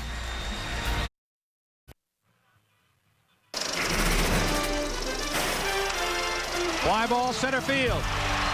Dave Henderson makes the call. A no-hitter for Dave Stewart. There's one. It's a no-hitter. His first career no-hitter, Fernando Valenzuela. 2 no-hitters in one day. All season you've been helping us celebrate our 20th season of Major League Baseball on ESPN, casting your votes for the 20-year All-Star team. A-Rod, Wade Boggs, and Chipper Jones. Tune in Sunday night to Sunday Night Baseball to find out who wins. You can go right now to the MLB page at ESPN.com to make your selection for your favorite third baseman, one of those 3 finalists. That's going to be an interesting vote on that one. Do you still consider A-Rod a third baseman? Can you get around the fact that he was a dominant shortstop for so long? I know it's been some time since he moved over. I couldn't look at him as a shortstop anymore, so I mean, I guess third base is where I'd consider it, but I think he is kind of that tweener because he split his time over that he's played between the 2 positions. But it'll be interesting to see where the fans, trying to predict where fans and maybe the regional votes come from on that one. Orlando Hudson here. He's popped up a bunt. He's also grounded out to second. 0 for 2. Making a prediction that Chipper Jones wins that vote. I would agree with that. I think you will. Especially with the popularity of TBS, and then being America's team through most of his career. A great player for a long, long time. You know, really, when you think about that Atlanta club, They're hanging around there and playing some pretty good baseball. They've won 7 of their last 10. McCann has really become the face of that team in recent days. Hudson is out. He's 0 for 3. Andre Ethier on the way up next. Alex Rodriguez. Yeah, now you'd have to say third baseman A-Rod. Wade Boggs with over 3,000 hits. So many great years. And Chipper Jones heading to the Hall of Fame as well, you've got to think. Well, Wade Boggs is already in the Hall of Fame. Chipper Jones probably heading there. And then when the controversy surrounding Alex Rodriguez with the performance-enhancing drugs and the admission of that, we will see where the votes put him. You know, we see how the voters have kept Pete Rose out. Mark McGwire. They've treated him in the Hall of Fame balloting. The writers have. How about you never hear a word about Rafael Palmeiro? Guys like that. You don't hear a peep out of anybody about them anymore. A guy who hit 500 home runs, 3,000 hits, used to be automatic for the Hall of Fame. Of course, it brings into focus, what about Manny Ramirez in the years to come? Exactly. Twice. That one in tight on Ethier, a double and a ground out tonight. Manny Ramirez, Sammy Sosa, Barry Bonds, Roger Clemens. I mean, that's going to be some class of Hall of Fame to see how people end up reacting and voting to some of those guys that will be up in the next 4 years. Well, the count has gone to 3-0 on Ethier, and he rips that one to center field as he green lighted, but it'll be caught by Ankiel. 2 up and 2 down. Time for a Sports Center right now. We head back to the studio and Will Selva. All right, Dave, thank you very much. Brett Favre may not be done. FoxSports.com reporting unnamed Vikings players seem sure that Favre is going to play for Minnesota this season. One saying, quote, "I'm telling you, it's already done." Meanwhile, the midnight deadline to sign #1 overall draft pick Steven Strasburg has come and gone for the Nationals with no deal. That means the team would lose its rights to him. Remember, next Sports Center on ESPN following football. Stay current with ESPN News. Wasn't there an old country song, Steve? How can I miss you if you're never gone? Brett Favre, he hasn't left yet. He refuses to leave. He refuses to stay retired. It's almost like the steroid controversy. Just when you think you're beyond it, it comes right back up again and smacks you in the face, and there's Brett Favre again. Love to see him stay retired for about a year so we can miss him. Manny has been walked intentionally. He's also grounded out. He certainly went for the pavilion on that one. Well, that's the pitch he can't hit, but that's that one where he starts to tilt his back shoulder up and that back elbow goes up. That high fastball up and in, because he has to untilt to be able to get the bat to the ball, and he's just not able to do that right now. Problem is, if you make a mistake and leave it out over the plate, he can do some damage. He's homers twice off Carpenter in his career. Here's a high fly ball to center, and Keel has room though, and short of the track, he makes the catch. Carpenter bounces back after giving up a run in the 5th to get them in order, and we are on to the 7th already in LA.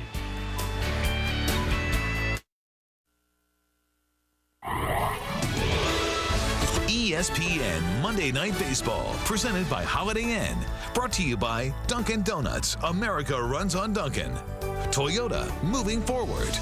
And Verizon Wireless, America's largest mobile-to-mobile calling family.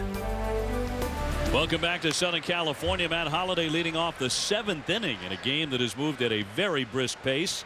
And Charlie Hager pitching the Dodgers into the 7th. I'm not sure how many connected with the Dodger organization believe they would see this happen. In his Dodger debut, popped up a mile in the air on the left side. For a call, we'll take it. And Holliday's had a very frustrating night. An extremely hot bat, but he's 0 for 3.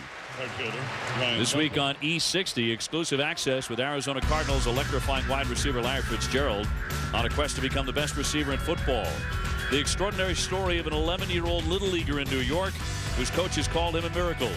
And forget switch hitters, the Yankees have living history, a switch pitcher in their farm system.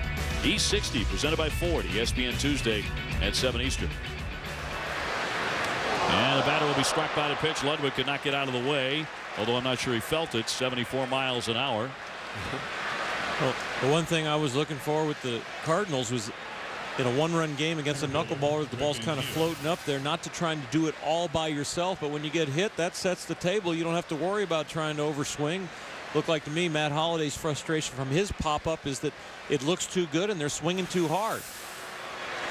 Hager had retired 10 in a row since the home run to Pujols. Here's Ankiel with a runner going, and it's Luke Fowl out of play. Well, they did have Ludwig on the run. Now, interesting, Tony La Russa trying to make something happen there, getting the runner started. Rick Ankiel swings at a high pitch, and that's when he took an awfully big swing at it. Where I think if you're going to put on a hit and run, you want to shorten that swing up and just make some contact. Pepper the ball, play pepper with it, as Orel mentioned earlier. Look for contact. Don't look for driving the ball. And Keel swinging a pretty good bat, hitting .311 in his last 20 games. He tags that one deep to right. Forget about it. This is way back. Gone. A home run. A 2-run shot for Ankiel. An absolute no-doubter, and St. Louis has the lead. His 9th home run. He hit some absolute tape measure shots. This one deep into the bleachers. Well, like we were saying, Steve, they need to shorten up and just try and make contact. And I think they should not try and do it all by themselves and hit a home runs until you're Rick Ankiel and you get a high knuckleball, and then you should put it out there in the right field pavilion.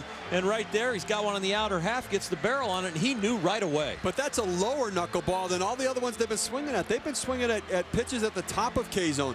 That started at the top of K-zone and tumbled into the zone and gave him a much better pitch to hit and drive right there. The ball Albert Pujols hit out was in the middle of K-zone, not at the top, and the ball that Ankiel hit out, same thing. Everything else has been at the top where they've been almost trying to muscle it with their upper bodies.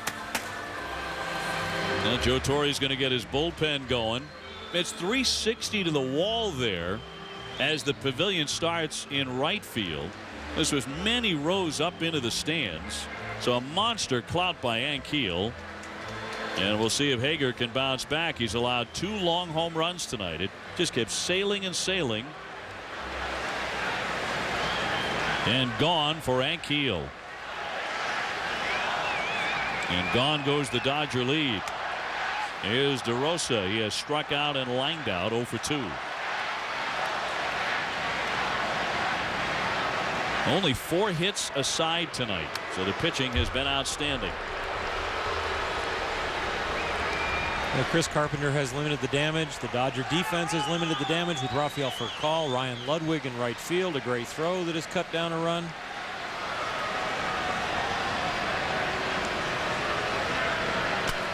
High fly, well hit, center field. Kemp is back. On the warning track, has a little extra room to make the catch. And you wonder if Hager is running out of gas here. We get it back to the studio for an update, and Will Selva. Will? All right, Dave, thank you very much. We have some drama between the Royals and the White Sox. Pinch hitter Mike Jacobs coming through in a pinch. 3-run jack ties it up at 7. The 16th of the year. He has an RBI in 6 of the last 7 games. But the White Sox would come back. They take the lead on a Scott Pasednik RBI single. The White Sox are 2.5 games behind AL Central leading Detroit. 8-7 is where we stand in the top of the 9th. Guys? Will, thanks. 2 men down, and a line drive base hit by Yadier Molina as he gets on for the first time. Well, Molina went after that high knuckleball, but I think where they've made their biggest difference in this game are Albert Pujols and Rick Ankiel on a knuckleball that really broke down into the zone. Let's go back to the home run that Pujols hit. Look at the knuckleball down in the zone. Again, all the Cardinals hitters were chasing the ball up in the zone, and then Ankiel, again, the ball starts at the top and breaks down into K-zone over the heart of the plate. They've gotten themselves out being over-aggressive and swinging at that high knuckleball. I know if it's high, let it fly, but they've been swinging that one too high early in the game. Carpenter, ground ball up the middle, and that will retire the side as Furcal takes it himself. But after the hit batsman put a man on, Rick Ankiel with a swing and a hit, and this one traveled a long way. 2-run homer. Cardinals lead it by 1.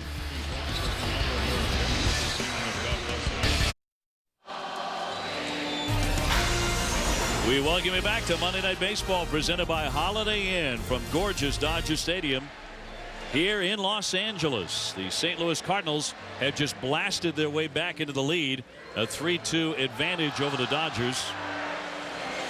Albert Pujols with a blast of his own in this one. Time now for our game track. It's brought to you by Captain Morgan. Albert in the 4th inning going yard as he took a low knuckler and drove it out of the ballpark. Carpenter has really settled down. Early on, he looked balky. Yeah, at the beginning of the game, he was missing his locations, but Charlie Hager has been on his game until that swing. The blemish was Pujols, but then Rick Ankiel gets him for 2 more to make the Cardinals 3-2. And Carpenter has the lead back here. He'll get Blake, Kemp, and Loney. Carpenter so far has been sharp since the first inning when he allowed a base hit and a double and then walked Manny Ramirez intentionally to load him up, and he got out of it mainly because of a tremendous throw from Ryan Ludwig, his right fielder, to peg a man out at third base when he erased Ethier.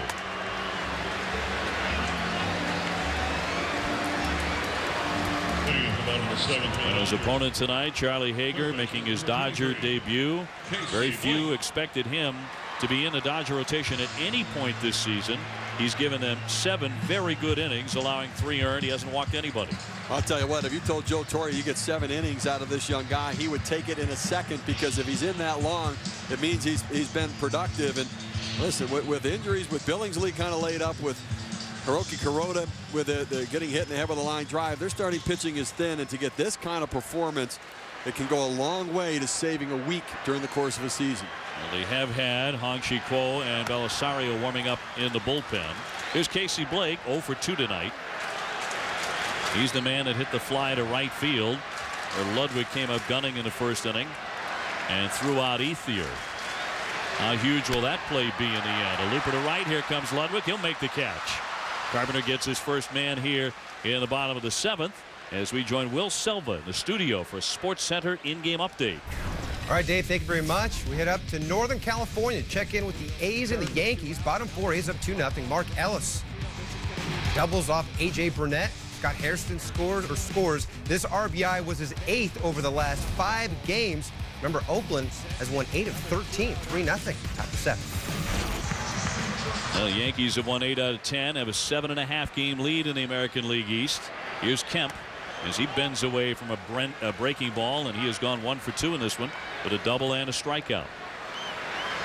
312, 17 homers for Kemp,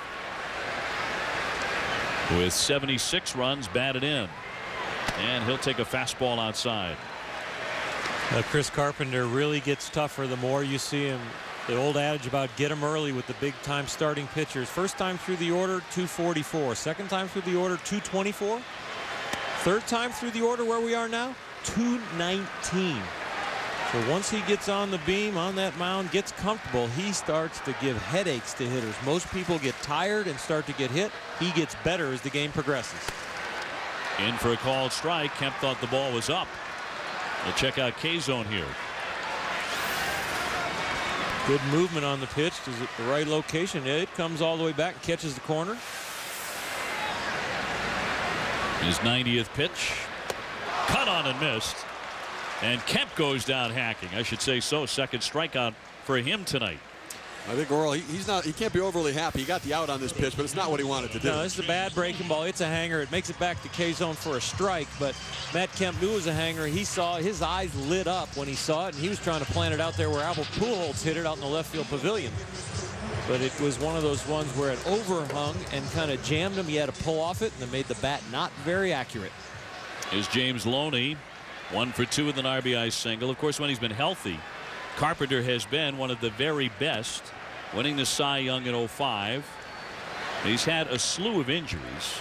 A labrum tear in 2002, Tommy John in 07, more elbow surgery in November of 08, a rib cage injury earlier this season. He's basically missed 3 entire seasons of his major league career, but when he's been healthy, Steve, they win. And the amazing thing is, when he comes back from injury, he's instantaneously great again. I mean, most guys, it takes some time to get back on track. He came back from missing a month, didn't go to the minor leagues rehab, just came back, and he was phenomenal. I mean, it doesn't happen that way. He is some kind of competitor. He's a workhorse, and again, it goes to the reclamation projects. He was about a 500 pitcher or so with the Toronto Blue Jays. He comes over here with Dave Duncan. They got him when he was injured. They get him healthy, and they get him right on the mound. And I'll tell you what, he is some kind of competitor. This is how they grow him in the United States' most beautiful state. That's in there for strike 3. Loney caught looking. Carpenter cruising through the 7th inning. He gets them 1, 2, 3.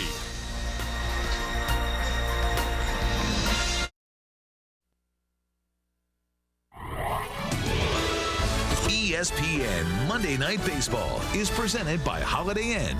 Stay 8 nights and score 2 MLB tickets. And in part by Wendy's. It's way better than fast food. It's Wendy's. And State Farm. To us, nothing's more important than being there.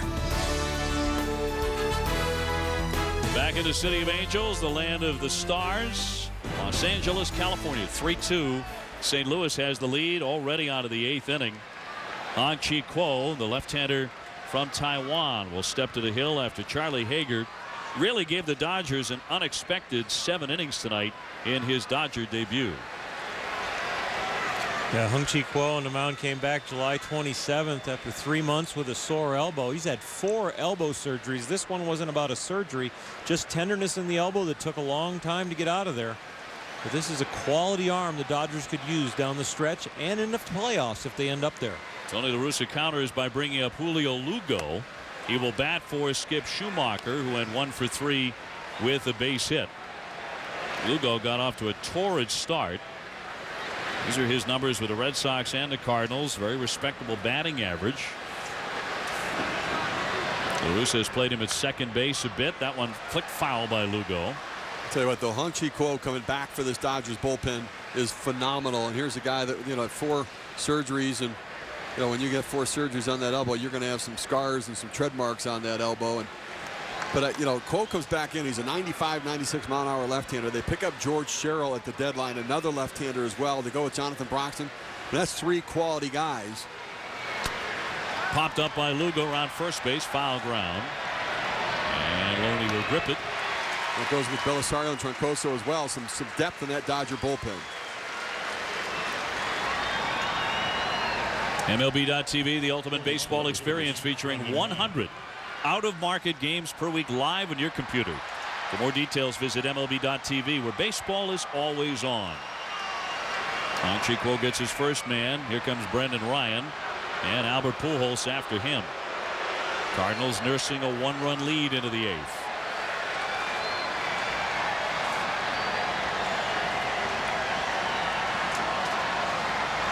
Ryan has gone 0 for 3. He's lined to first, hit into a fielder's choice, also tapped to second.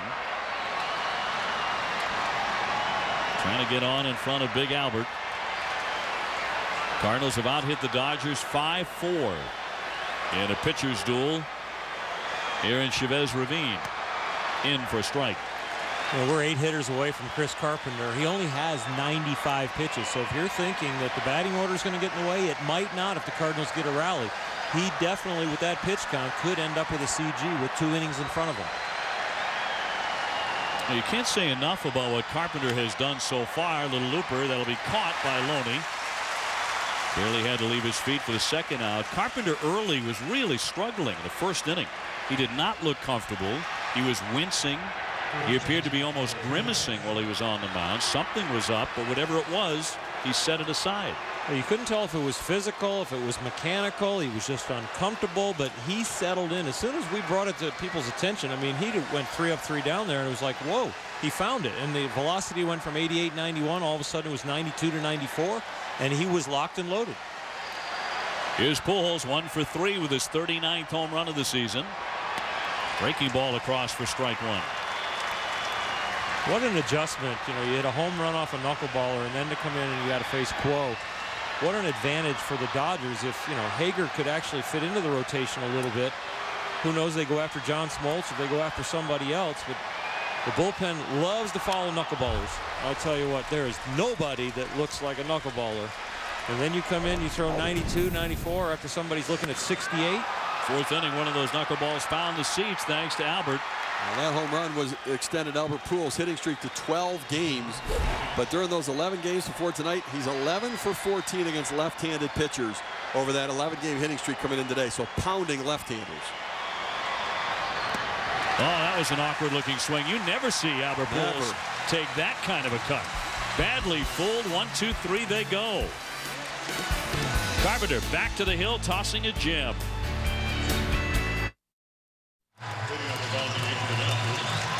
St. Louis on top here, 3-2. Last half of the 8th inning. Dodgers starting to run out of chances after the Cardinals got a pair of runs in the 7th on a mammoth home run off the bat of Rick Ankiel. Pujols took care of the other run with a home run of his own. Juan Pierre is going to bat here for Ausmus, who is 6 for 42 in his career against Carpenter. Julio Lugo will come into the ball game at second base for La Russa. And Russell Martin has come to the on-deck area. Will pop up down the right field line. Tough play for Pujols near the stands, but he can't get to it.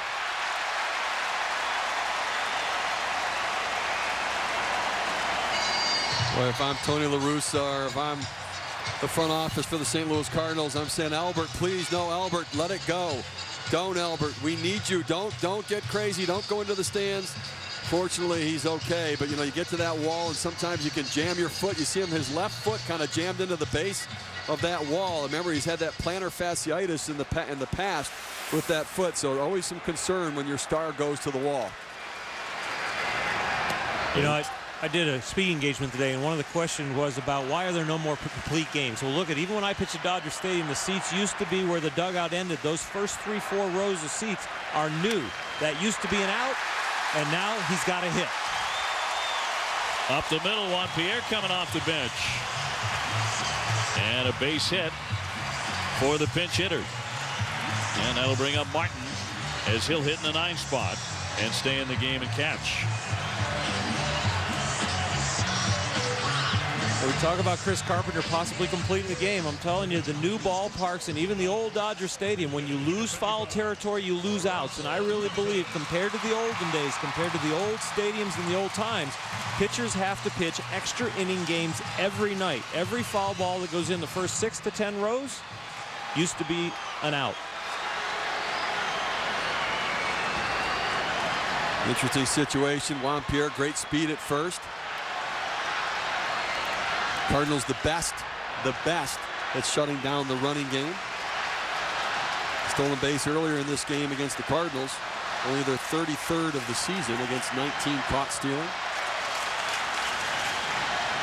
Molina also has 7 pickoffs this year and 33 in his career. So if you take liberties, it's coming at you at first base.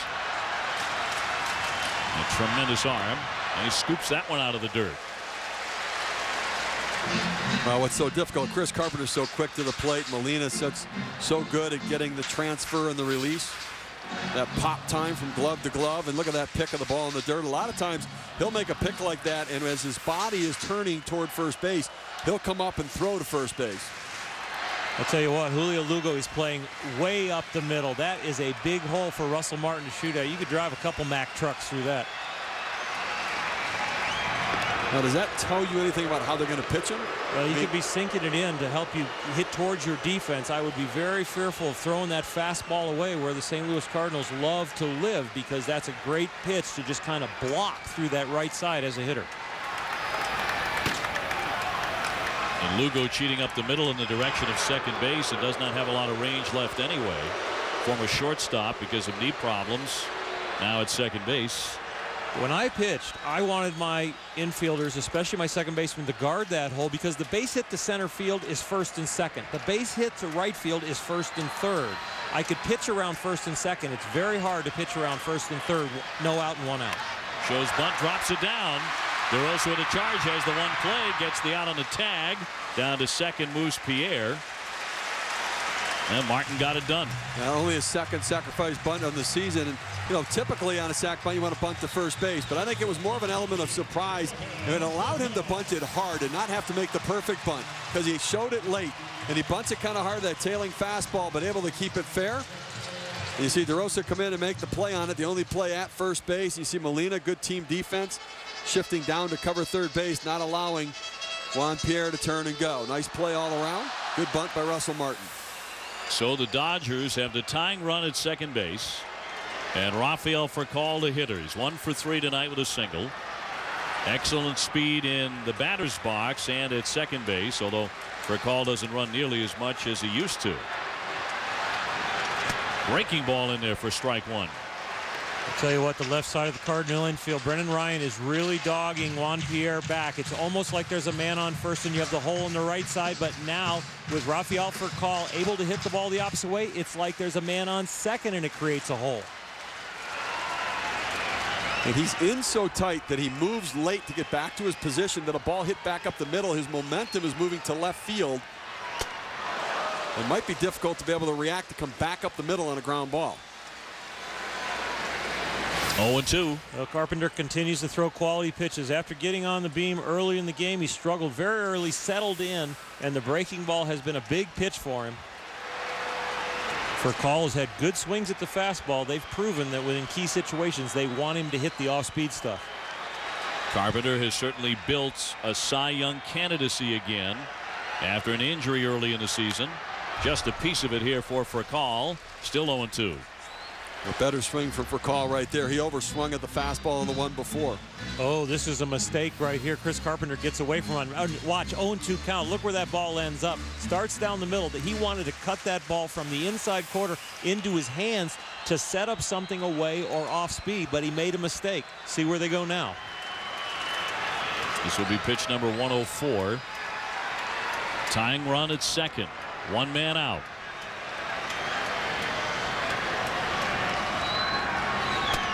Inside, a ball and 2 strikes on Furcal. Now, interesting sequence of signs there, Earl. He put down like break a ball in the dirt, signaling it down, or fastball up in the zone.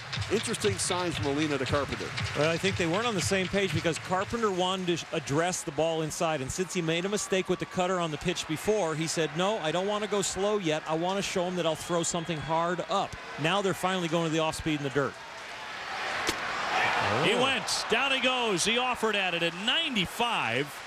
Carpenter strikes him out on the swing and miss, his 7th K tonight. Outstanding signs from the Cardinals. They had me even off this pitch. They're giving signs about breaking ball in the dirt, and that could be their sign for high fastball. They could have went reverse. The breaking ball gets them a strike. Then they go with the high cutter, and it makes it by him. Rafael Furcal, a great low ball hitter, and the Cardinals showing we're going to use the top of the strike zone to get you out. Yeah, once you get them out, let's mark it in the book there. You see Dave Duncan keeping notes. You talk about the poker face for those two guys. They're always intense. They always look like they're worried. So, you know, they're never relaxed. That's why it's a poker face, because it's always the same look. Hudson swings late and knocks a foul into the seats for strike one. Orlando Hudson 0 for 3 tonight. Pierre's still at second, 2 down. Tough out here with Orlando Hudson, though. A guy, good contact hitter. Understands the approach of trying to go back up the middle. 291 overall. Pretty hot bat. Trying to pick up Juan Pierre from second and tie the ball game in the last half of the 8th. Inside, 1-1. You know, Steve, you talk about the analogy with poker. Well, the professional poker players, when they play, talk about grinding it out, the grinders. And that's what Tony La Russa is. He is a grinder. He is intense every single pitch. And that skill as a manager and that intensity rubs off on his players. The Cardinals play every pitch to their best of their ability. Chop foul back behind the plate. La Russa, not a guy who typically shows much emotion, but he did yesterday. When they rallied, they suffered through a couple of long rain delays. They rallied on a walk-off home run from Kobe Rasmus and wound up sweeping the San Diego Padres. And Tony said afterwards, that was pretty magical stuff. Well, they had an hour rain delay and an hour and a half rain delay. Yadier Molina got a 2-out hit to tie it up, and Rasmus had the walk-off. But what managers appreciate is that players have every excuse to cash it in and just say, oh, this is a loss. But they concentrated right down to the last out and won the game. Got him! He struck him out looking. He humped it up to 96. Look at the emotion there from Chris Carpenter. He strikes out 2 with a man at second. Still 3-2 St. Louis. A lot of great baseball coming your way on ESPN. Wednesday Night Baseball presented by Smirnoff Ice. The Red Sox taking on Roy Halladay and Toronto. Sunday Night Baseball. Both of the aces on the mound for the Yankees and Red Sox, Sabathia and Beckett. And in Monday Night Baseball, presented by Holiday Inn, Miguel Cabrera, Curtis Granderson, the Tigers taking on Vlad Guerrero and the Angels. We're getting into the most meaningful time of the season. How about this matchup, Sabathia and Beckett? Josh Beckett at 14-4. Right now, if you had a vote, both of you guys, who wins the Cy Young in the American League? Oof, I tell you, that's tough to. I mean, Greinke's still in the mix for that as well. Right there, you got Halladay to take Josh Beckett right there with that Halladay graphic in the for mix. me. Now Martin will take over behind the plate now. Russell Martin, who came on to pinch hit. And Jonathan Broxton, the closer, who has been scuffling as of late. He has blown 3 out of his last 5 save opportunities.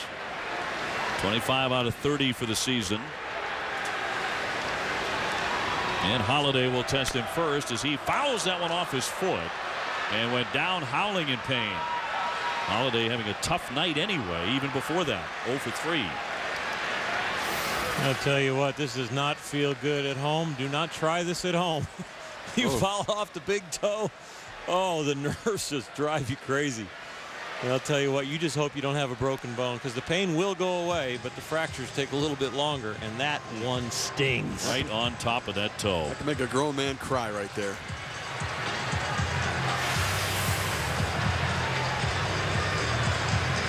And Barry Weinberg, the Cards trainer, out there to attend to Halladay, who has been sensational since being acquired in July from the Oakland Athletics, hitting almost .460. Nobody else in the majors is even close to the batting average he has posted. And he's going to hang in there. Well, it's one thing to swing the bat. It's when he breaks out of the batter's box to find out what that toe feels like. Overall at .318, his combined numbers with Oakland. Just 1 for 12 against Broxton.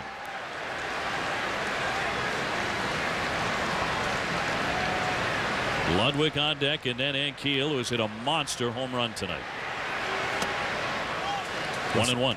Or we saw Matt Halladay with the sore toe now from the foul ball, but Jonathan Broxton's been dealing with that as well. How big of an issue is that for a pitcher? One thing on your back leg, but it's on his front foot. When you go down there to land, you stand on one leg for a living. Your back leg at first, and then when you put all the pressure in that front leg, you need that foot to feel good. Softly hit. Blake on a charge. The bare hand, smooth play. Safe at first base. Well, any questions about Matt Holladay's toe? He just tested it right there for those 90 feet. He smelled base hit, and the foot didn't let him down. Casey Blake made a nice play coming in for the bare hand, but Matt Halladay tested the toe after the foul ball and found out that he can still run and run fast enough to beat this one out. Casey Blake charging. Nice job barehanded, and good job regripping the ball so quickly to get rid of it.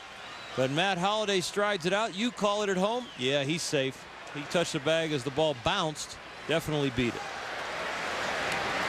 So Halladay will come out now. They're going to bring a pinch runner in for him, as Ludwig went down the third base line to talk with Akendo about what they were going to do here.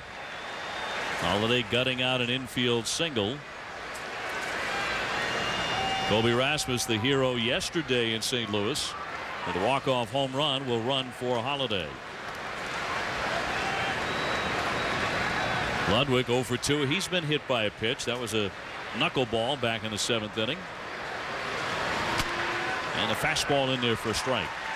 We talked about Jonathan Broxton's toe. The reason that front foot is so important, yes, he can still have the velocity, but it's going to hurt his location, because when your front foot lands, you start to generate the power and turn your hips and then your shoulders to bring the arm speed through. But that toe, that last bit of balance, is going to create the accuracy that you need. Runner goes, fouled away. Rasmus was in motion with the Broxton pitch. He'll retreat to first. Rasmus 5 stolen bases this year. I'm sorry, 1 stolen base this year for Rasmus, so the young guy not getting a lot of opportunities, but that fastball up and in to Ryan Ludwig, he really couldn't do a whole lot with it at 95 miles per hour. Rasmus belting the game-winning 2-run homer off San Diego closer Heath Bell yesterday in St. Louis. Big comeback for the Cardinals. Maybe their signature win of 2009. And they have won 8 of their last 9 games, playing awfully well. The 0-2 pitch to Ludwig. Runner holding into the dirt. No advance, though, as Martin was quick to pounce on it.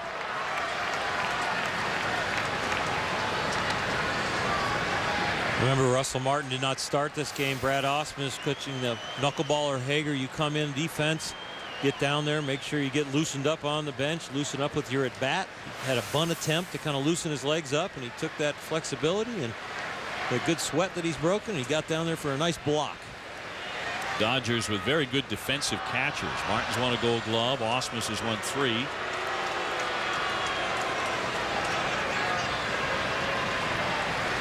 One and 2. A 1-run game in the 9th. Runner holding again. That's too low.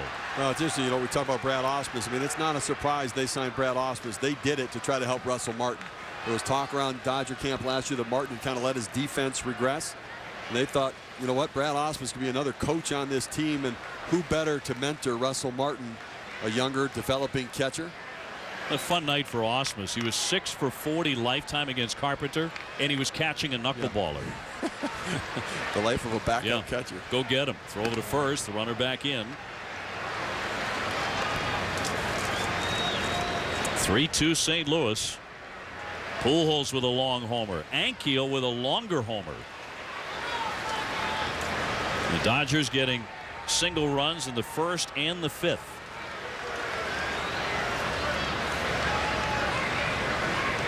Two-two pitch to the home run threat, Ludwig.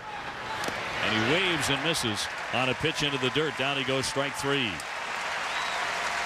That'll bring up Rick Ankiel as we take a look at our game-changing moment, brought to you by Holiday Inn. Rick Ankiel in the 7th inning comes up and gets a knuckleball that drops down in the zone a little bit. He drives it way out of the ballpark and getting it done, and that's after taking a huge swing on a hit and run. Comes right back at him, takes a huge swing and drives it out of the yard. 2-run homer, his 9th of the season, putting St. Louis in the lead. They hold that lead 3-2.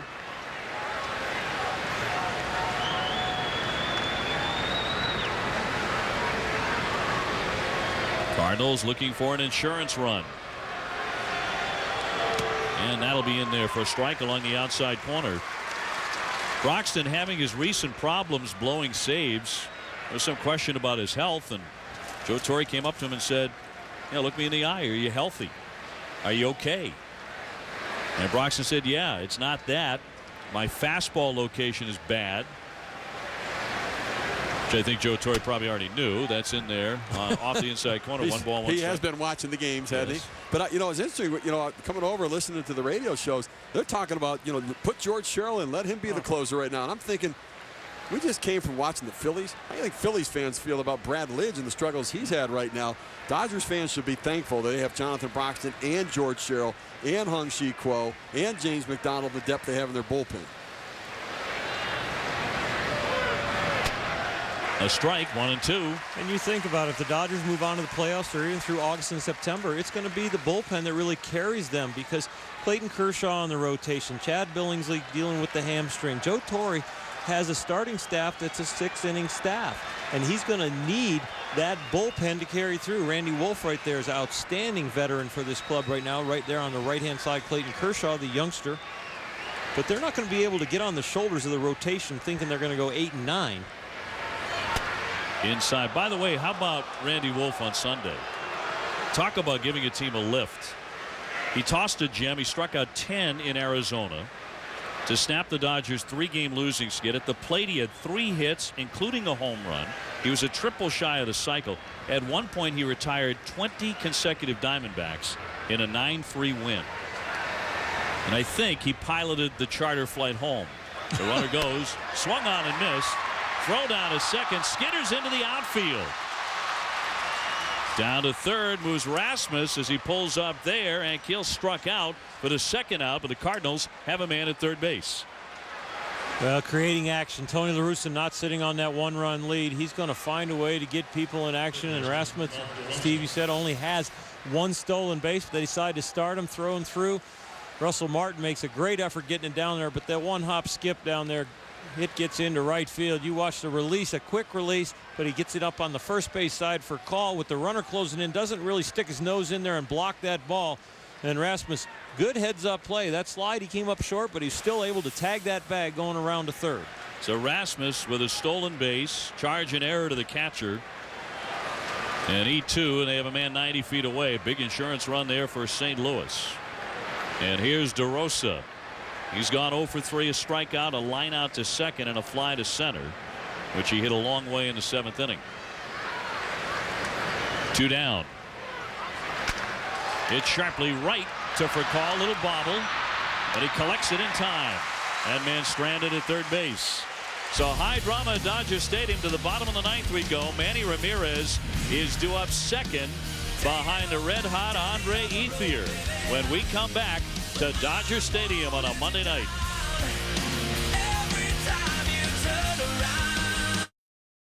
Moving from center field to left field, number 24, Rick Ankiel. Last half of the 9th inning, St. Louis up by 1 run on a Monday night here in Los Angeles. Trevor Miller, the left-hander, is going to start this inning anyway for La Russa. Left-hand batter Andre Ethier will lead things off in front of Manny Ramirez. Rasmus will take over in center field. He was just stranded at third base moments ago. And Ankiel will move over to left field for the Cardinals defensively. And a closer, Ryan Franklin, is just starting to warm up in the bullpen now for the Cardinals out there in that forest beyond right field. And the forest that matches the facial hair. Yeah. Now first it's Ethier. A double tonight. He's gone 1 for 3. Little bounding ball behind the bag and a quick out on 1 pitch. The lefties are now 8 for 75 against Miller. Number 99, Manny Ramirez. Well, it's interesting. You think maybe he brings Trevor Miller in just to pitch to Andre Ethier and then to go to Ryan Franklin. The problem is that Manny Ramirez hitting .357 with 2 home runs against Ryan Franklin. So I think that, you know, as Tony goes out there, I think he's got an interesting thing. Whether he's stalling, he's going to look like he's signaling out there for Franklin. But Manny Ramirez, 2 home runs, hitting .357 against the Cardinals closer. Would that been when Ryan Franklin, though, pitched against him before he learned the sinker and before under Dave Duncan's tutelage? I'll let you know after the at-bat. All right. Manny Ramirez about to swing away here in the 9th inning in a 1-run game. St. Louis clings to the lead 3-2. Back in a moment.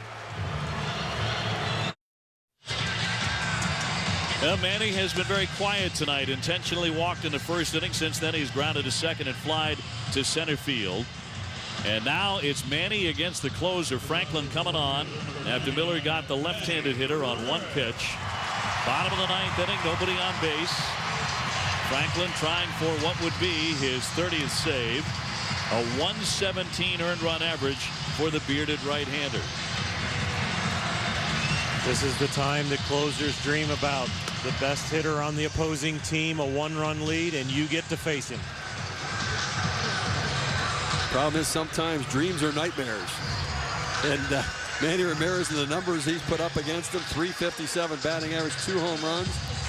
And Casey Blake behind him, .545, 6 for 11 with a home run against Ryan Franklin. Interesting matchups. Chris Carpenter was terrific in 8 innings, allowing 5 hits, 2 runs. He can pick up the win, which would be his 8th consecutive victory.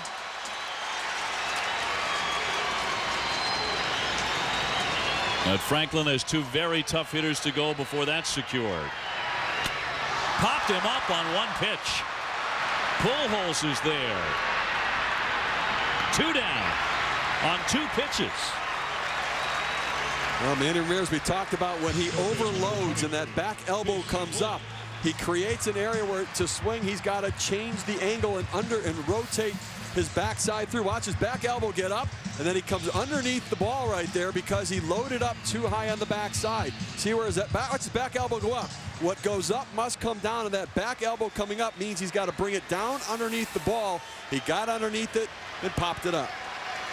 Here's Casey Blake, 0 for 3. And the Dodgers' last hope as the Cardinals lead it 3-2 in the bottom of the 9th.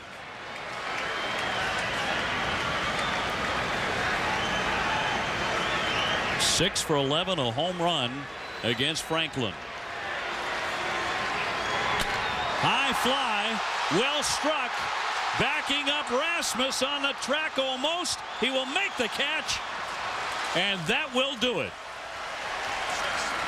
St. Louis hangs on and beats the Dodgers 3-2. And Blake just missed it. He just missed it, but I think there was a little wind also knocking that ball down. That big flag does not whirl like that very often. I think there was some hearts in the stomach in the Cardinal dugout until that ball decided to get hit by the wind. Casey Blake thought he got it. Ryan Franklin wasn't sure. Yadier Molina wasn't sure. Kobe Rasmus, never a doubt. Oh. Final comments, gentlemen. It was a terrific ball game dominated by fine pitching.